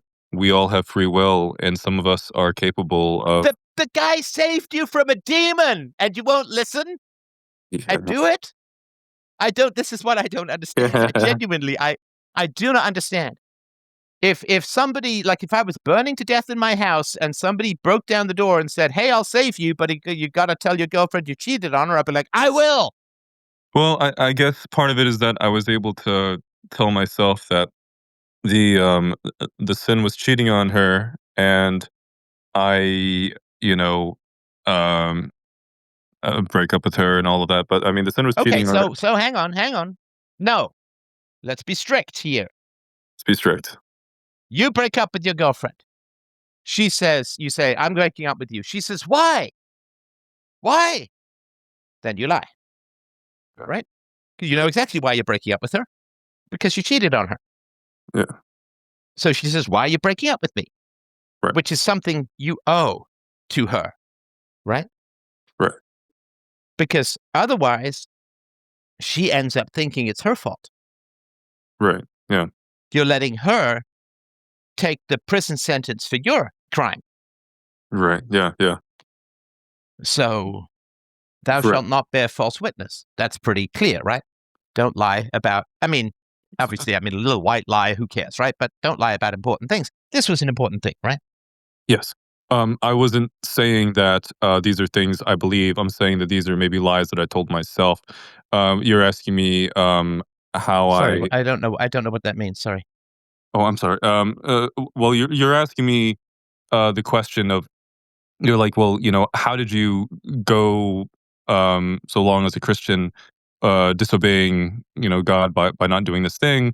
Well, I know that initially, at least, I told myself. I'm not saying that I believe this. I'm saying this is what I told myself. I was like, well, um, I don't necessarily have to tell her what happened. And I was basically self-justifying, telling it to myself that it was like, well, the sin was that I lied to her and that I was cheating on her and that I was, leading her on and all of this. Now I've let her go. Now she can go off and live her own life. And once again, this is not me saying what I believe. I'm saying that this is what I told myself, at least initially. No, but you would pray to God for guidance, right? You became a Christian. Um, Now, did God tell you to lie to your girlfriend when you broke up with her? did God no, he did not. God did not tell Okay, me that. so I assume that God would say, "Listen, you got to tell the truth to your girlfriend, because otherwise she's going to suffer and blame herself," right? Yeah, God lays a weight on your conscience. And there has been a weight on my conscience, and I have selfishly ignored it, out of cowardice and out of shame and cowardice, and just trying to hide No, from the listen, consequence. no, it's not due. Sorry, hang on. I got to be strict with you, bro. It's not due to shame and cowardice, Uh, because you have free will. So, of course, it's not fun to say to your girlfriend, "I cheated on you." yes, That's that. Of course, that's unpleasant, right? of course, So God is commanding you to tell the truth and saying, "Well, I didn't do it because of cowardice." No, there's a choice there. There's a focus. Saying the cowardice is after the fact, and it's not even cowardice. It's a lack of compassion, because your girlfriend deserves to know the truth, right? right, yeah. She needs to know the truth. She needed to know the truth in particular as well, because you might have given her a sexually transmitted disease. I didn't, but yeah, that's always a Well, possibility. It could have happened. how do you know? Some stuff can show up much later, like herpes. Um, yeah, Listen, you don't have to get into details, right? But I'm just saying that yeah. it's a possibility. Again, there could be circumstances which you'd know, but how long was the time frame between you cheating on your girlfriend and then breaking up with her? A year. Oh gosh. Oh, you lied to her for a year, and then you lied to her in the breakup. Yes. That's rough, man. Like I really, that's rough. That's a rough thing to have floating in your head, and I have real sympathy for that. I have real sympathy for that. And you said that we don't have to get into the whole list, but you said that was just one of the many things that you did that were negative, right? Yes, I was, well, yeah, it was part of a list, sure. Right. One thing that you mentioned is that you said that all of these supernatural experiences I was having were when I was in bed or getting ready to go to bed. That's No, not. and listen, I'm sure I remember there was the one with the lampshade and all of that. But Well, it doesn't matter. It doesn't matter. None of them happened in the real world because the laws of physics are absolute. So you had these experiences. I'm not questioning that. I'm not questioning how vivid they were. I've had dreams that I absolutely would have given my left nut in certainty that they were real, and then they weren't. So, but I have to be strict with myself, and I have to be strict with the audience. There is no such thing as the supernatural. There is no such thing as magic, and there is not a real ghost finger that's poking you in the forehead. Again, I'm not saying that this was not a very real and vivid experience to you. It just didn't happen in the real world. And the reason I'm saying that is that if these things happened in the real world, it would have been proven by now. If God himself or demons or something intervened and poked people and things got knocked off and there were like everybody has cameras like all over their houses these days, right? Inside, outside, the ring cameras and security cameras and right. It would this all would have been recorded by now. This all would have been shown because well, if you can see the white, if you can see the white disembodied hand, then there's a camera in the world that will see it as well, and it will pass any kind of test to see if it was manipulated or CGI or anything like that. So we have literal recorded video, billions of hours every day. None of this stuff shows up as real. No scientist has ever been able to reproduce any of this stuff. It is, and again, I'm not, look, if it led you to a good place and it led you to be a better person, fantastic. I'm not trying to interfere with that journey, but it didn't happen in the real world. right. So what I would say is that when it comes to evidence, talking about video evidence, things like that, there is actually a lot of video evidence of ghosts out there. But it's if you see a chair move, if you see a chair slide across the room, it's very easy to say, well, there was somebody with a string. Well, then you can zoom in and say, well, that there was no string. Well, maybe it was AI. There's a lot of that that goes on, and and some of them that are very compelling, that go under they just sort of go unnoticed because I think there's already an associated thing where it's like there's not going to be a group of scientists who are worth their No, salt. it's impossible. No, because it's impossible to have an effect without a cause. Well, that is Chairs don't move of their own free will or because they're pushed by some ghost. Chairs do not move across the room. It doesn't happen. And I have to be, and listen, fight me all you want. That's totally fine. oh, I'm not trying I to have to be fight really you. strict with this because I don't want this I don't want to be a conduit of this superstition from you to my audience. And again, I'm not interfering with the vividness or the salvation aspect of it, but it's not real. We've had science running experiments for hundreds and hundreds of years. Everybody has a high definition video camera everywhere in the world. It's like miracles stopped when science began. UFOs vanished when everyone got high definition cameras, and there ain't no ghosts. but Because the that would be to universe, say, sorry, go ahead. but the universe itself has existed for 4 billion years. So we could have, a hundred, so many hundreds of years, 400 or 500 years of science doesn't necessarily mean that we've gotten to the bottom of anything when it comes to the nature of reality. I Sure, it mean, does. No, it absolutely does. So science has been around for a couple of hundred years, and the dead vastly outnumber the living, right? yes, yes, And so there would have been experiments. There would have been it's very easy. What you would do is you would get a whole bunch of seances and you would go as a scientist, right? And people say they can contact the dead, right? right. So you would simply find out information about a dead person that the relative wouldn't know. And then you would, let's say that you found out that the guy who said they said he died in a car crash. He actually died of syphilis, and they were ashamed of the STD or something. Just make up something like you look Yeah. up the medical records and so on, right? Mhm. And then you'd go to the person who didn't know the guy died of syphilis, and you would say, "Ask the ghost what he actually died of." Mhm. And then if the person said, "Oh no, he died of the ghost is saying he died of syphilis, but that's not true. Well, it is true. And you would simply repeat this over and over again until you had unmistakably beaten the odds. Mhm. And then you would have proof that people had access to a knowledge that was not available to them empirically. And people have tried all of this kind of stuff, and it doesn't work. It's not true. There's no such thing as consciousness without a brain. That's like having a shadow without something blocking the light. It doesn't happen. Consciousness is an effect of the brain. It requires matter. And if consciousness is completely disembodied, then it wouldn't be able to push a chair. If it can manifest itself to the point where it can push a chair, then it would show up in some kind of scientific scan as an energy source. None of this has ever been proven. None of it is real. And you're wrong to believe that it is. Okay.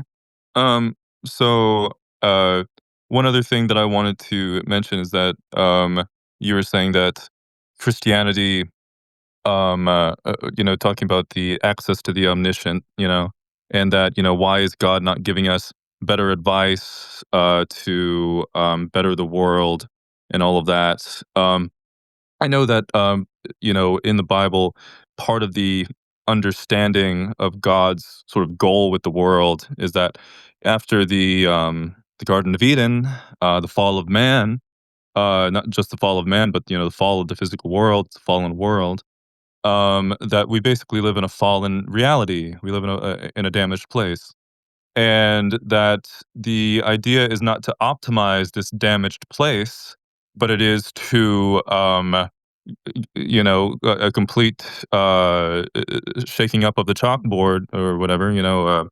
So sorry, so you believe in intergenerational punishment, that the sins of the fathers should be visited upon the children, the grandchildren, yea, verily, into infinity, that we are all cursed because of what Adam and Eve did. um, I would say that we have been. So our souls have been. Is that just and fair that people are cursed because of what people thousands or millions of years ago did? Is it fair that we were cursed by people thousands of years ago? Yeah. So if your grandfather was a murderer, Mhm. should you be put to death? No. Okay. So why should children pay for the sins of their ancestors? Why should humanity remain cursed because of what Adam and Eve did? It wasn't our choice. Wasn't my choice. Wasn't your choice. Hmm. Um, so after the fall of Adam and Eve, right, right, right. So the idea is that they, first of all, it mentions the Bible as well that the guilt of each individual person is, on them. It's based on what they did. They're guilty of their own actions, not of the actions of others. Okay, but you talked about a fallen world and a fallen man, and because of Adam and Eve, so you understand that's a bit confusing, right? Yeah, yeah, I do. So, so the idea is that we have inherited a tendency towards corruption when we, as adult humans, or cognizant people with No, agency. but sorry, but why would we have inherited a tendency towards corruption because of what Adam and Eve did? That's a blood libel. That means that my choices are diminished because of a bad choice made by Adam and Eve. Because now I am more susceptible to sin as the result of what other people did. That's not just, is it? It's it's not good, but apparently it was not God's intention either. He did not want that to happen, but it did because there was No, no, other no, no, entities. no, no, no, no, no. Come on. I've read Genesis, right? So Yeah. Adam and Eve are turned out of the Garden of Eden. A flaming sword is barred to prevent their return. And God curses Adam with having to work to get food and shelter. And he curses Eve with childbirth. Mhm. And so this is not something that happened. This is something that God actively did. And there's nothing that God can't do. So there's nothing that happens to God or God allows to happen in terms of that active punishment. I mean, I guess he gets free will and so on. But is it fair to say that Adam and Eve had free will and chose badly, and therefore everyone else now has a susceptibility to corruption? Right? That's like saying, well, these guys can run without having to carry an anvil, but now everyone after them has to run carrying an anvil. That just makes it less fair, doesn't it? It does make it less fair. So Oh, listen, we've had a long chat. And I'm afraid I've got a lot of callers who want to chat, so I really do appreciate that. Let us go with James, because there is no answer, and I don't want to pretend that there is. There is no answer to collective guilt and making me a bad guy because of what Adam and Eve did. James, if you wanted to unmute, I'm happy to hear. Hey, boss. Hey, how's it going? We did the monkey butts. It kind of helped. I'm sorry? Yeah, I was the guy who called about the kid thing, kid eating. You did the monkey butt joke. Anyways, don't worry about it. All right. I don't. If I'm not going to derail your conversation, I'm not really wanting to talk to you about Christianity. Is that what your kind of topic? No, is it's your topic, man. Whatever's on your mind. Yeah, long and short. I wanted to get your thoughts. If we could put you in 30-year-old Stefan. Sorry, in 30-year-old? You mean 3-year-old? 30-year-old. 30-year-old Steph. Okay, sorry, got it. Would you still stay in Canada or would you go stateside? So the reason I ask, I'm in Western Canada. I think you're in Eastern. I think the country's pretty much cooked. I think the only hope is Western Canada leaving. Yeah. There's sentiment in Alberta, hooray. But I think it's just a matter of time before mass immigration kind of overtakes us. I feel like it's a race between the boomers who watch CBC and mass immigration and then Gen Z. Yeah. So with that being said, do you think would you stand and fight, try to get things changed, or would you just say, all hope is lost, move stateside, and kind of the last stand, hurrah? Yeah, I mean, I don't know where exactly people are supposed to go these days. So I would say that if you're in, say, Alberta and there's a separatist movement and you're interested in that, maybe work towards that. But yeah, certainly the immigration levels in Canada are the highest per capita by far in the world, and it's a pretty wild situation. So the pendulum does tend to swing. A lot of times people just wait until things get bad and then they react. So pendulum does swing the other way. But yeah, there used to be, of course, places to go where you had more certainty of something positive happening. So I can't tell you. That's sort of down to if you have a particular talent for organization, public speaking, politics, and so on, then it may be worth staying to work on whatever political goals you feel are important. If you just want to, go start a family and not get involved in that kind of stuff, then maybe hitting the road might be the way to go. So, but yeah, I can't give you anything more certain than that. Sorry. No, so you're in Eastern Canada, right? Uh-huh. You're you don't have to tell me exactly, but you're like Ontario, Quebec? Yes. Okay. My whole thing is just it doesn't just the system that is Canada just seems parasitic. Just two provinces control the seats. Just the fact that the feds control so much part of your lives, dominated by two regions, equalization just makes no sense. My thought, so to bring in a guy like Viva Lefray, if you've ever talked to him. So the lawyer. He's a Jewish lawyer with the big hair he moved from Canada to Florida. Do I have that right? Yeah, and then Yeah. I bet you I'd have a great time with him. I bet you we relate a lot and probably agree to the same stuff. But man, I just see him constantly blackpilling Canada. I'm just you son of a you left, you fled to Florida, which hey, maybe I'm a little jealous.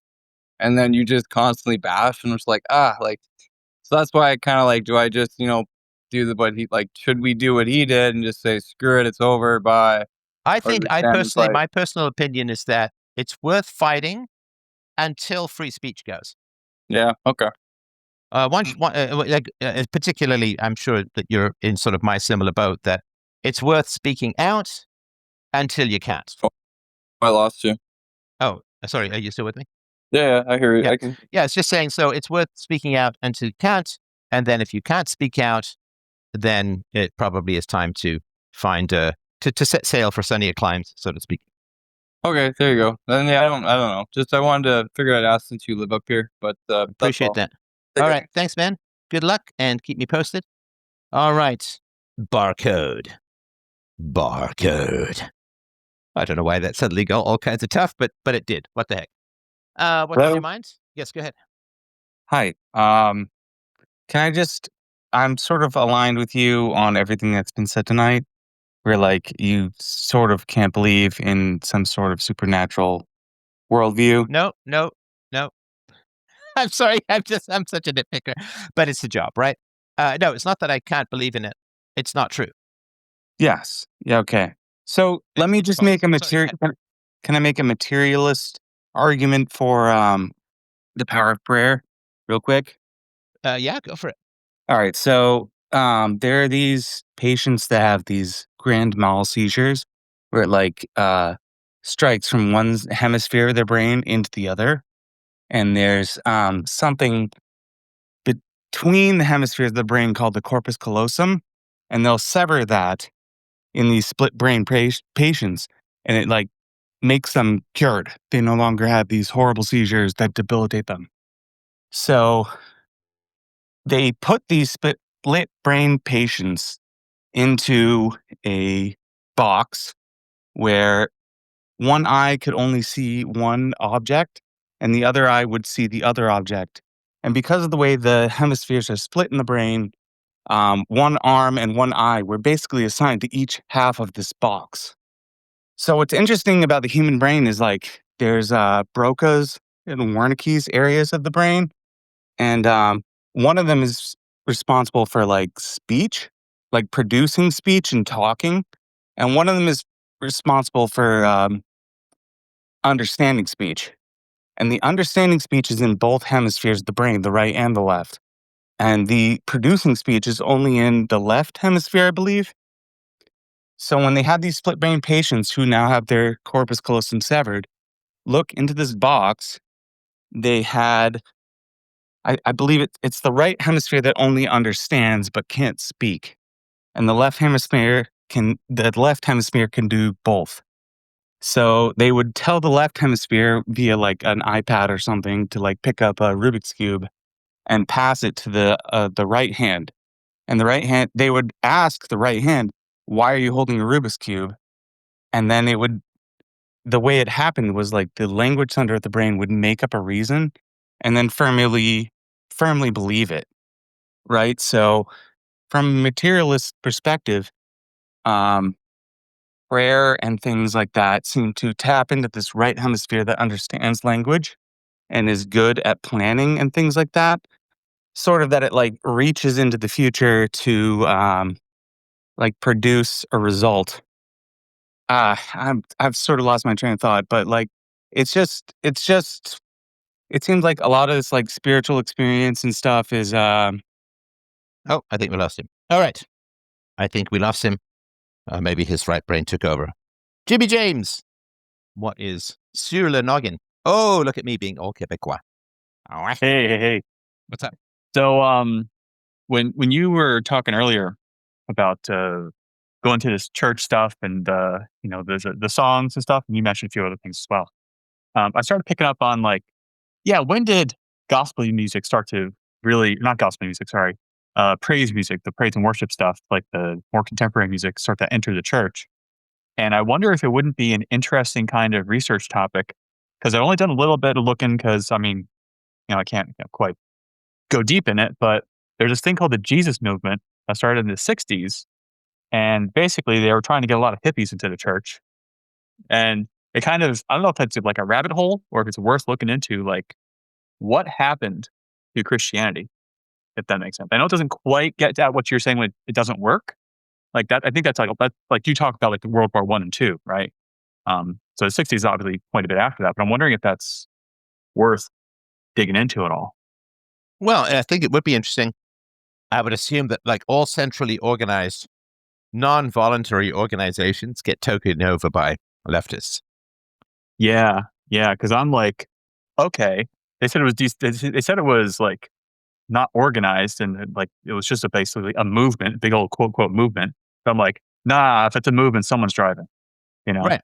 And the other thing I think that happened in the American society starting in the 60s, there started to be a worship of the Black experience. And when I was in Florida not too long ago, I went to remember we had the meetup, right? Yeah. So I went to a church in America, and I mean, it was mixed race and all of that, but and I'm comparing it to my tidy-whitey Protestant upbringing where things were very formal. Everyone was in suits. There was some respectful singing and so on. And you go into the American church and there's a band. Mhm. No, you don't understand, James. There was a band. Oh, band. Okay, not just a guy with a guitar and drums and the piano, but a band. Okay. A band. Like, no, you can't understand how bizarre that is to me. Okay. I'm not saying it's wrong or anything. I'm just saying it's a long way from where I grew up. And the band played a song. And then, you know what the band did? What's the band do? Played another song. Right. And then, believe it or not, anyway, spoiler, they played like 8 songs. It went on forever and ever, amen. And everyone's like got their hands in the air and that sort of pious staring up at the ceiling stuff and so on. And there was a lot of music. And I, rightly or wrongly, maybe I saw the Blues Brothers too many times, but I just sort of view that sort of hyper musicality stuff as coming out of the sort of Black Baptist church stuff, or maybe the White Baptist church. I don't really know much about the history of it, but there just seems to be a sort of very, a big focus on the Black experience in church. I think that's really moved over. It's happened, of course, a lot in music. It's happened in comedy. It's happened in other areas. And so with the Black experience comes the matriarchy, because because in the Black community, it's again, maybe Jesse Lee Peterson, maybe too much Kevin Samuels, but there seems to be quite a strong matriarchy in the Black community that you don't cross the women and so on. And I think that's driven a lot of, because I think the Blacks have retained a lot more Christianity than other ethnicities.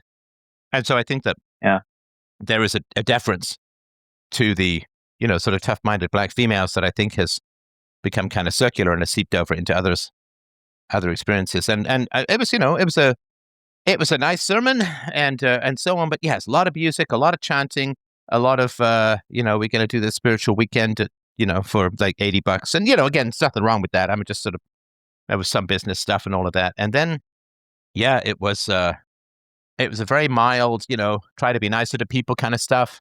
It wasn't like, here's the absolutely tough moral crusade stuff that we have to do on. It's all just like, be nice to people and be thoughtful and it just seemed kind of anemic in a way. Right.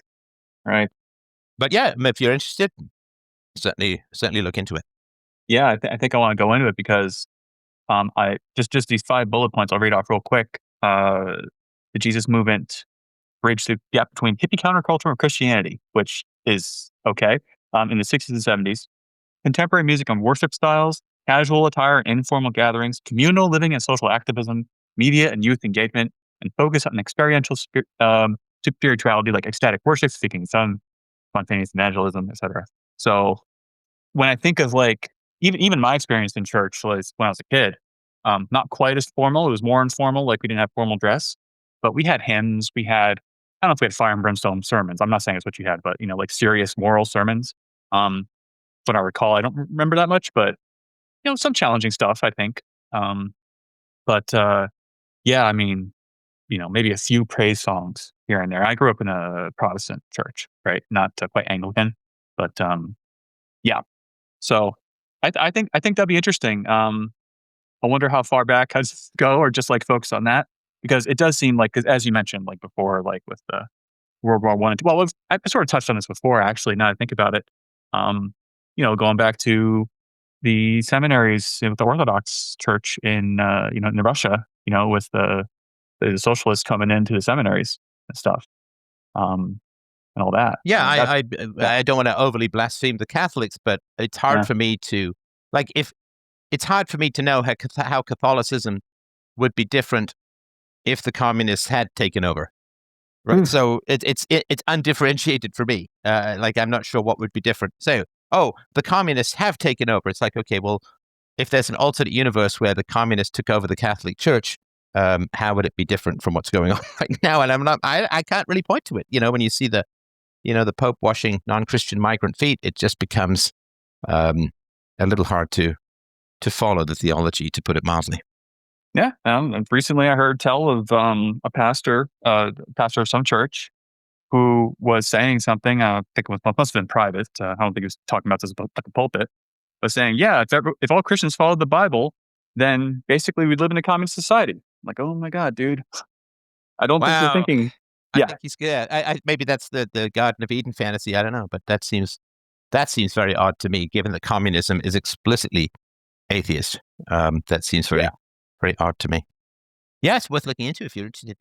Yeah, no, I think I will. All right. Anything else? No, that was one thing I wanted to share. I appreciate yeah. that. Thanks. Cool. All right. Just for those of you who don't know, James and I work together. All right, Luke. Let's have someone in for whom there is a Bible book. Yes, if you want to unmute, I'm all ears. Going once, going twice. All right, maybe a shortened version. All right, Kips, if you want to come in, I'm happy to hear. If you wanted to unmute, let me know what's on your mind. Going once, going twice. Look at that. I think we've lost everyone. Oh, we've still got a few more people. We'll survive. All right, let us go with Lieutenant. I thought it was Lieutenant. I don't have my glasses on. Well, at least not my reading glasses. If you want to unmute. Yes, sir. What's on your mind? Just had a quick question. Do you know who Max Stirner is? And if so, what do you think about him? Max Stirner. German sociologist. Do I have that right? I think, yeah, and a philosopher. You know what? I would not be able to tell you anything remotely intelligent or interesting about Max Stirner. I have not read him or studied him in any way that I can particularly remember. So I'm afraid I'm not going to be of much use there. Okay, that's fine. That's all I was wondering. All right. Thank you. I appreciate that. All right. We've got JJ. If you are able to unmute. Yes, sir. What's on your mind? Yeah, what you said earlier, so about the church and not really coming through for society, I echo that same point. So I grew up in a Black Baptist church. There was some still strong male leadership. And as I grew up, I started seeing nothing materialize. Like I saw my mother praying, saw my grandmother praying, and all I saw was like these nasty, yucky things happening. And so I was like 8 or 9 years old, and I was like, to hell with it. It's right. It doesn't work. Obviously, being Black or African American, you're kind of the outcast in the community back in that time frame. But it's interesting how over the past couple decades, like more people are open to being like agnostic or atheist from when I was like a young kid. So yeah, I mean, I think the challenge is that I want to have kids, right? But it's like, would I want to put them in a system that creates people that don't know how to fight back for what they believe in, right? It's like, it's kind of tricky because the principles that I got from Christianity, there's some really good things in there, but I would say by and large, in terms of, here's how I would sum it up. Christianity prepared me for a world that did not exist. Huh. That's interesting. Yeah. Go on. Yeah, and so coming up, I mean, I'm not trying to make it all about race, but pretty much culturally, uh, like a lot of different cultures came into my area. I'm in a coastal city, so we kind of get flooded with just different ethnicities and whatnot. And elementary's fine, middle school is fine. We're kind of all culturally the same, no matter if the ethnicity is different. Become college in particular, like hell into high school, college, I was like, something's not really adding up. And then I got into the workforce, 1099, independent contractor selling. And I'm like, I'm like banging my head against the wall. Like I can't relate to anyone, even if I am being professional, right? To the nine. And I'm learning from like the best of the best, reading books, reading a book every week, going to like little seminars, trainings and whatnot. Eventually I kind of cracked through, had some success, but yeah, I was prepared for a world that did not exist. And how you speak on, I want to make sure I get this right, is not being ethical with people that are unethical, how that sets you up to be taken advantage of. And that was kind of the story of my life until I said, all right, this isn't working. And that, for me, that realization began to materialize times 100 was when I was in sales and I had nothing, had no salary. It was pure commission. I had to eat what I kill. And I was like, you know what? All the thoughts I had when I was 6, 7, 8, 9 years old, I was right. That's kind of my experience with it. And growing up in a Black church, yeah, the band is like, that's everything. I That mean, is, right? it's a whole concert. Like it is. So the church I went to, it's kind of strange because it was a male pastor. Now his daughter took over after he passed away, and people got upset about there being a woman. But yeah, the matriarchy and the feel goodsies type of, I don't know how to explain it. But like that whole emotional experience is just like as a guy, you're like, ugh, why am I here? Right? It's so cringe. Just like, no, I can't come back. And I Mm. tried to go back. I was like, you know what? Let me give it another shot. And yeah, maybe this might be TMI, but I'm watching, a family member of mine give 10% of their money to the church. And I'm like, this church owns like literally the next 3 blocks adjacent to the church. Mm. Like they have rental income. They don't need your money. You're sitting here with no money. Like you have nothing. You have no retirement, no assets. And you're thinking 10% a week is going to give you an eternal blessing. So for me, I mean, if someone asks me if I'm Christian, I say I was raised Christian. I mean, where's the don't carry before you marry thunder from the pulpit stuff in the Black community? Yes, 3/4 of the Black kids are born without dads, without fathers, without husbands for their moms. Where's the fire and brimstone? Yeah, it's a whole it's just contradictory to like the fullest. It's because a lot of the kids that I knew when I was a kid, I came back. I went back to this church maybe 2 years ago. And I was the only one, clean cut, well spoken, nice car. Not that that matters, but everyone else is out of wedlock, overweight. They look defeated. And it's like they were raised in this church. And I left. Yeah. I mean, as you know, the average Black woman is north of 200 pounds. Insanity. I mean, that's the defiling of God's holy temple of the flesh. I mean, if that's not the sin of gluttony, I don't know what is. And where is of course, if you thunder from the pulpit and say, you guys are sinning and all this bad stuff is going down and your kids out of wedlock and sin of gluttony and the sin of sloth with the welfare dependents and all of that, it's like, what would happen? I mean, wouldn't he get tarred and feathered and hung up by the matriarchy by his Buster Browns? Yeah, and that's what you would hope because when I went back, I felt like I was surrounded by just squalor. Sorry, by what? I felt like I was surrounded by like this poverty, squalor. And it was very uninspiring. And for me, like I've tried different, churches out. And yeah, I mean, growing up, I'll tell you, I can get emotional with a good band, right? There's something about hearing a good choir and all that. Oh, yeah, it's But lovely.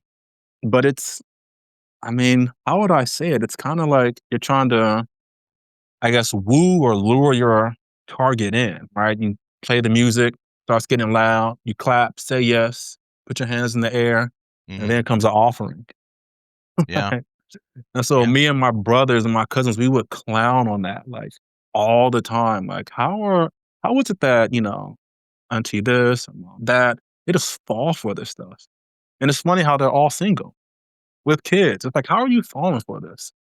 Like, how do you not see through this? And it was, I tell you, being a kid, kind of just like coming to that awakening, reading books, science, and I wasn't all on empiricism. I didn't know the word yet. But yeah, just reading, and it's like, how does anyone not see the obvious? Because blindingly obvious. Everyone here is fat. Everyone here is broke, except for the people in the pulpit and their friends that are adjacent to them. And it's like, they might talk about, financial freedom and health. When I come back a decade later, you guys are still living in the ghetto. Ghetto's gotten worse. You've gotten just like a a torrential downpour of cross cultures in there. And some of the cultures that have flooded in actually have like, it's I guess for the audience, they have a thing where they actually have like not like a race war, but they don't ally themselves with another race, with blacks, right? Mm. And so, interestingly enough, there'll still be black people that say, "Oh, we stand by them and we this and that." Meanwhile, their gang members are like, "No, we kill these type of people." Right? It's called NK. The N stands for something, and the K stands for killer. Huh. Right? So it's it's a known thing, and so Listen, man, it's you can say the word nougat on this show. Just kidding. All right. just All right. yeah. But my whole experience is that it prepared me for a world that did not exist. Yeah, and listen, there's it's always a big challenge when you're publicly talking about truth, virtue, goodness. It's basically the philosophical or the theological question. Is do you hammer the truth no matter what? Or do you say, well, you've got to meet the congregation where they are. If we condemn them too much, they won't come back and blah, blah. Like, do you adjust the message because of the audience? Or do you thunder the truth and see who wants it? And, listen, I get that if you're running a restaurant, sorry to trivialize it, like if you're running a restaurant and nobody's ordering the seafood pasta, okay, you drop the seafood pasta because nobody wants it, right? They don't care. So I get that. But this is the eternal salvation of the soul. This is the most foundational moral argument that can be made in all of existence.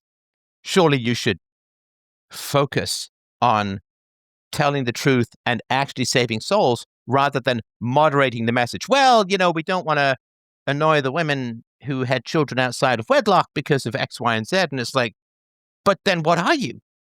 What are you then if you're not? If you're sort of knocking down the 10 commandments, right? If you're knocking those down, if you're just we'll adapt to where people are and so on. It's like, well, what are you then? If you're not doing any of that stuff, I don't know what it is anymore. I don't know what it's standing for. And I guess maybe the cynicism is, well, they need their income, and if they drive people away, they're broke. Yeah, my whole kind of I guess response to it. I've been listening to you for about, I want to say, a solid close to a year. And you talk about just ostracism kind of being the way and not necessarily professing the truth, because I'm dealing with this now in my family of origin. It's like, yeah, I don't really want to be around this. It's nothing, I won't say it's nothing positive. It's just growing up, typical story, nothing out of the ordinary. Everyone knows what's going on. And it's like no one said anything or stood up. And yet you guys are all Christians. And you guys had the quote unquote antibiotic, but you guys are all, I guess, either doing the church a disservice by representing it wrong, or that's just the product of the faith. And so you speak on credibility. I heard you speak on that before. How if you want to, I guess, influence someone, you have to have credibility. And I'll tread softly with the statement. With the Christians that I have known, Black, white, Korean, Japanese, Latino, Mexican, Central American, a lot of good-hearted people, but I think under pressure, they tend to just conform to the masses. Right. And we can understand that, of course. We are herd animals and we've got to get along in order to survive in a tribe and all of that. But Christianity is supposed to be above all of that. Christianity is supposed to put divine concerns above. And, I remember reading about how the Christian churches were absolutely instrumental in taking tons of money from the government to settle Somali Muslims in Minnesota. Now, I did a whole show, I won't go into the details of it, called The Truth About the Crusades, that the Crusades were the result of hundreds of years of the slaughter of Christians by Muslims in the Middle East. And when I was reading about the churches, Lutherans and Protestant denominations and some Catholics, I was like, hang on, I mean, I don't want to obviously condemn every individual as part of a belief system. I get all of that. But I mean, that seems like a pretty wild stance to take from a religion that has persecuted and is currently still persecuting and murdering Christians, for the Christian churches to take massive amounts of money from the government to import and settle Somalians in Minnesota, which is why there's Obamacare, because that was the deciding vote. And I just was like, I don't know what this means, and I don't know what this means anymore. I don't know what it means that American Christians are just absolutely, no question, can't even debate it, rabidly pro-Israel. I don't know what that means, because that seems very political, and separation of church and state. I know it's not a formal doctrine, but they should be focused on the things. And I know they say, well, it's required for Jesus coming back and so on. But so, and then, settling people from a religion that has a long history of persecuting Christians into a very Christian neighborhood. I don't understand the church anymore. And I'm not saying that this can't ever happen. Or I'm just like, where's the debate? Where's the, are there no concerns that the church might be taking too much money from the government? And yeah, so anyway, I just find it kind of confusing, and it's not really doing its job to protect the West. Sorry, is there anything else that you wanted to mention? I appreciate the conversation. Yeah, I'd say one more thing. You said this, I believe it was one of your other live streams the other day, how when you would go outside, there will always be kids outside to play. Back on that point about preparing you for a world that doesn't exist. What has deterred me in the past, until listening to you, from having kids, it's like, I live in a city, and there is no way I would have kids and let them just be out riding their bikes around town. Look at how people drive. It's pretty scary out here. And I'm like, how would a 7-year-old boy or girl know how to avert these crazy, I don't want to say these crazy people that don't, drive with caution, right? Yeah. It's crazy. And then there's no kids really out. And then, you got child predators and different cultures. You don't know what they believe. And it's crazy. But thank you for your Truth About Marriage show. That's kind of turned my whole ideas around. But everything you say is true. I believe it. And you have taken one man out the ghetto indirectly. So thank you. Well, listen, brother, I really appreciate that. And I'm thrilled that you're becoming a dad. I'm thrilled that you're interested in focusing on marriage and kids. I think that's absolutely wonderful. And that is the very best thing I think that the show does in the short run, is try to convince people to become parents and to get married. All right. I'm going to throw the last two people in, see if they're around. Otherwise, we will shut things down for the night. Luke, Kip. Going once, going twice. How you doing? Yes, How you sir. doing, Stefan? Hey, to your point earlier about where are the churches when it comes to protecting their flock, I believe it was about 2 weeks ago, someone from Israel had to register with the FARA because they were geofencing Christians in 4 Western states to give them propaganda messages. Sorry, And what? Geofencing? I'm sorry if this is a term. I'm sure other people know what it is, but I don't know what it is. What does that mean? That means capturing all their electronic data as they enter the premises of their houses of worship, and then giving them October 7th experience messages, and then repeatedly, I guess, giving them follow-up messages. So, Huh. I mean, I just thought that just seems so over the line, but that's something for you to look into, would be geofencing of Christians in 4 Western states. So it's like they feel like they've got a foothold out there somewhere, and they're going to protect it by any means necessary, sir.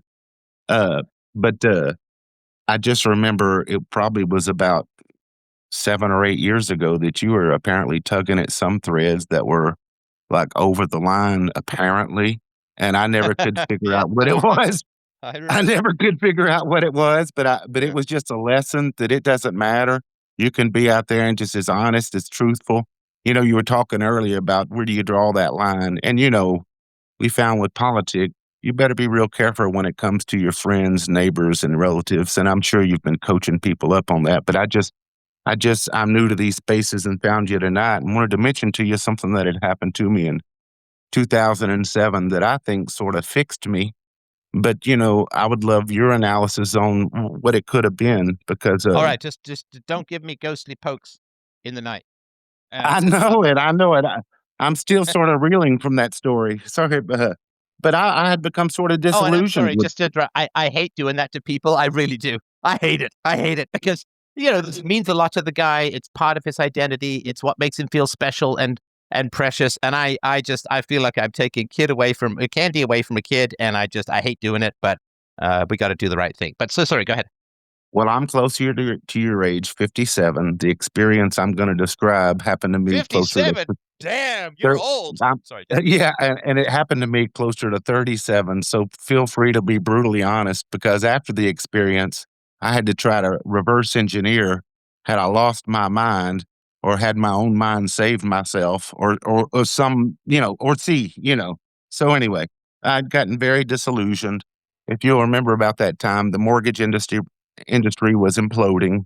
Oh, So yeah. here I was. I thought I was settled into an industry 15 years, and all of a sudden it was I blown. just quit my entire career to stop podcasting, and the economy cratered, and I got attacked by the media. It was a joyful time, let me tell you. Yeah, you sort of know what I'm talking about here. So anyway, I was sort of searching for answers, and I can remember probably a dozen times being under the shower in the morning, with the water just pouring on my head, going, "Oh man, is this what it was all about? Is this had I constructed, had I constructed a blessing or a curse for myself? You know what I mean?" And so I want to tell you, going into what I'm going to say, you could see I was at a point there where there was a transition period. I was looking for something, wasn't I, Stefan? There was something there. So anyway, what had happened, long and short, was I was working on my computer trying to salvage what was left of my career.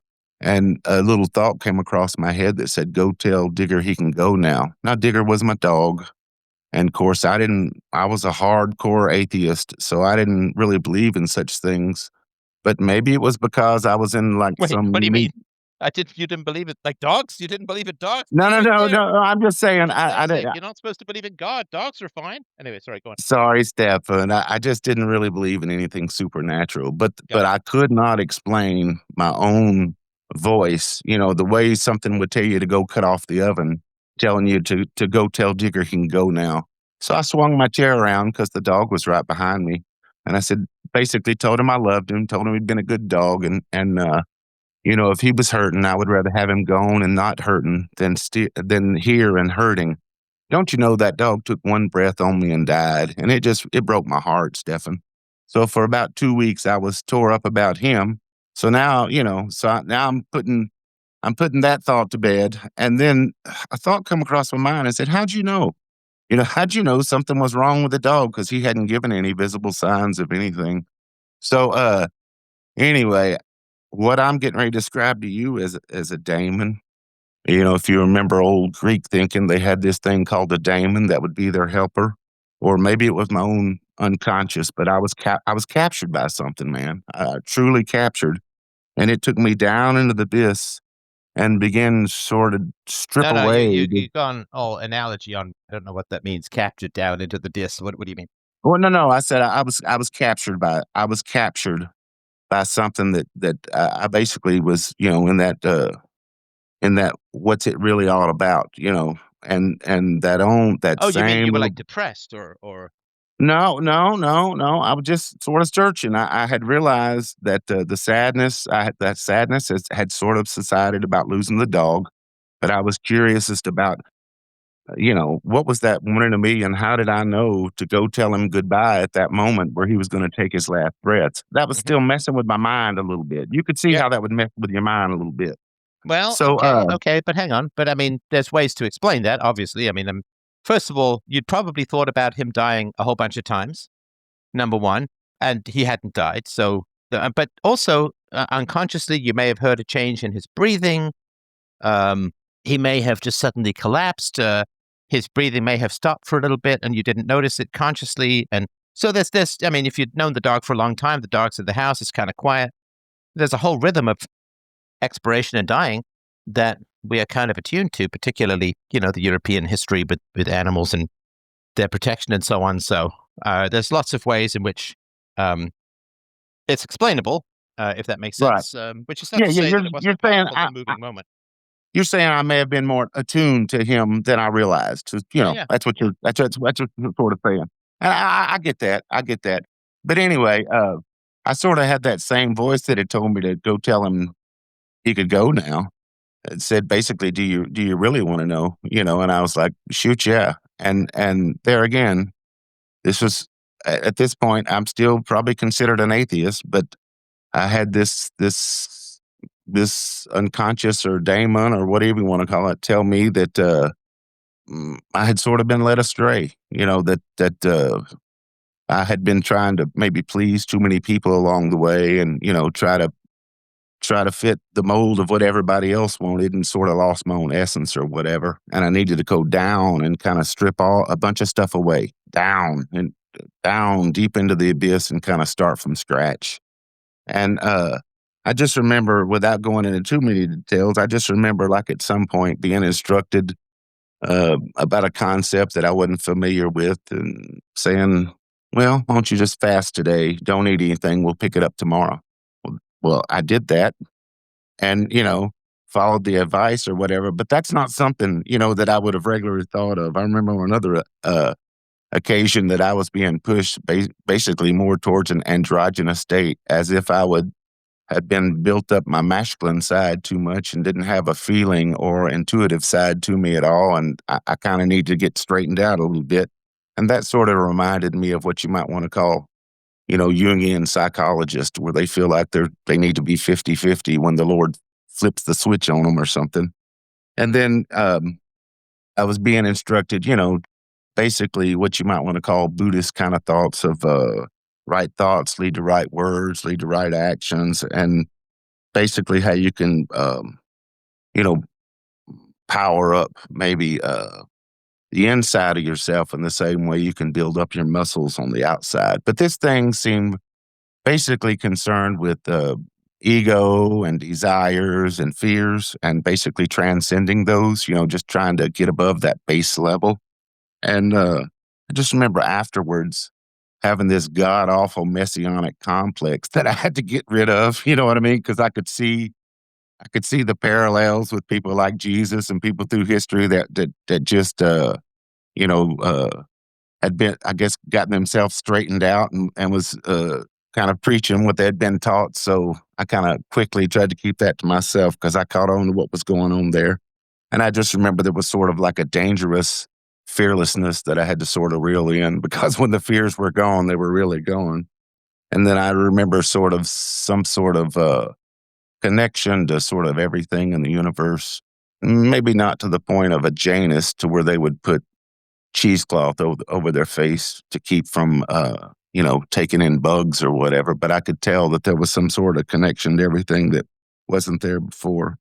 So, and all of a sudden I could tell that me and materialism was totally incompatible.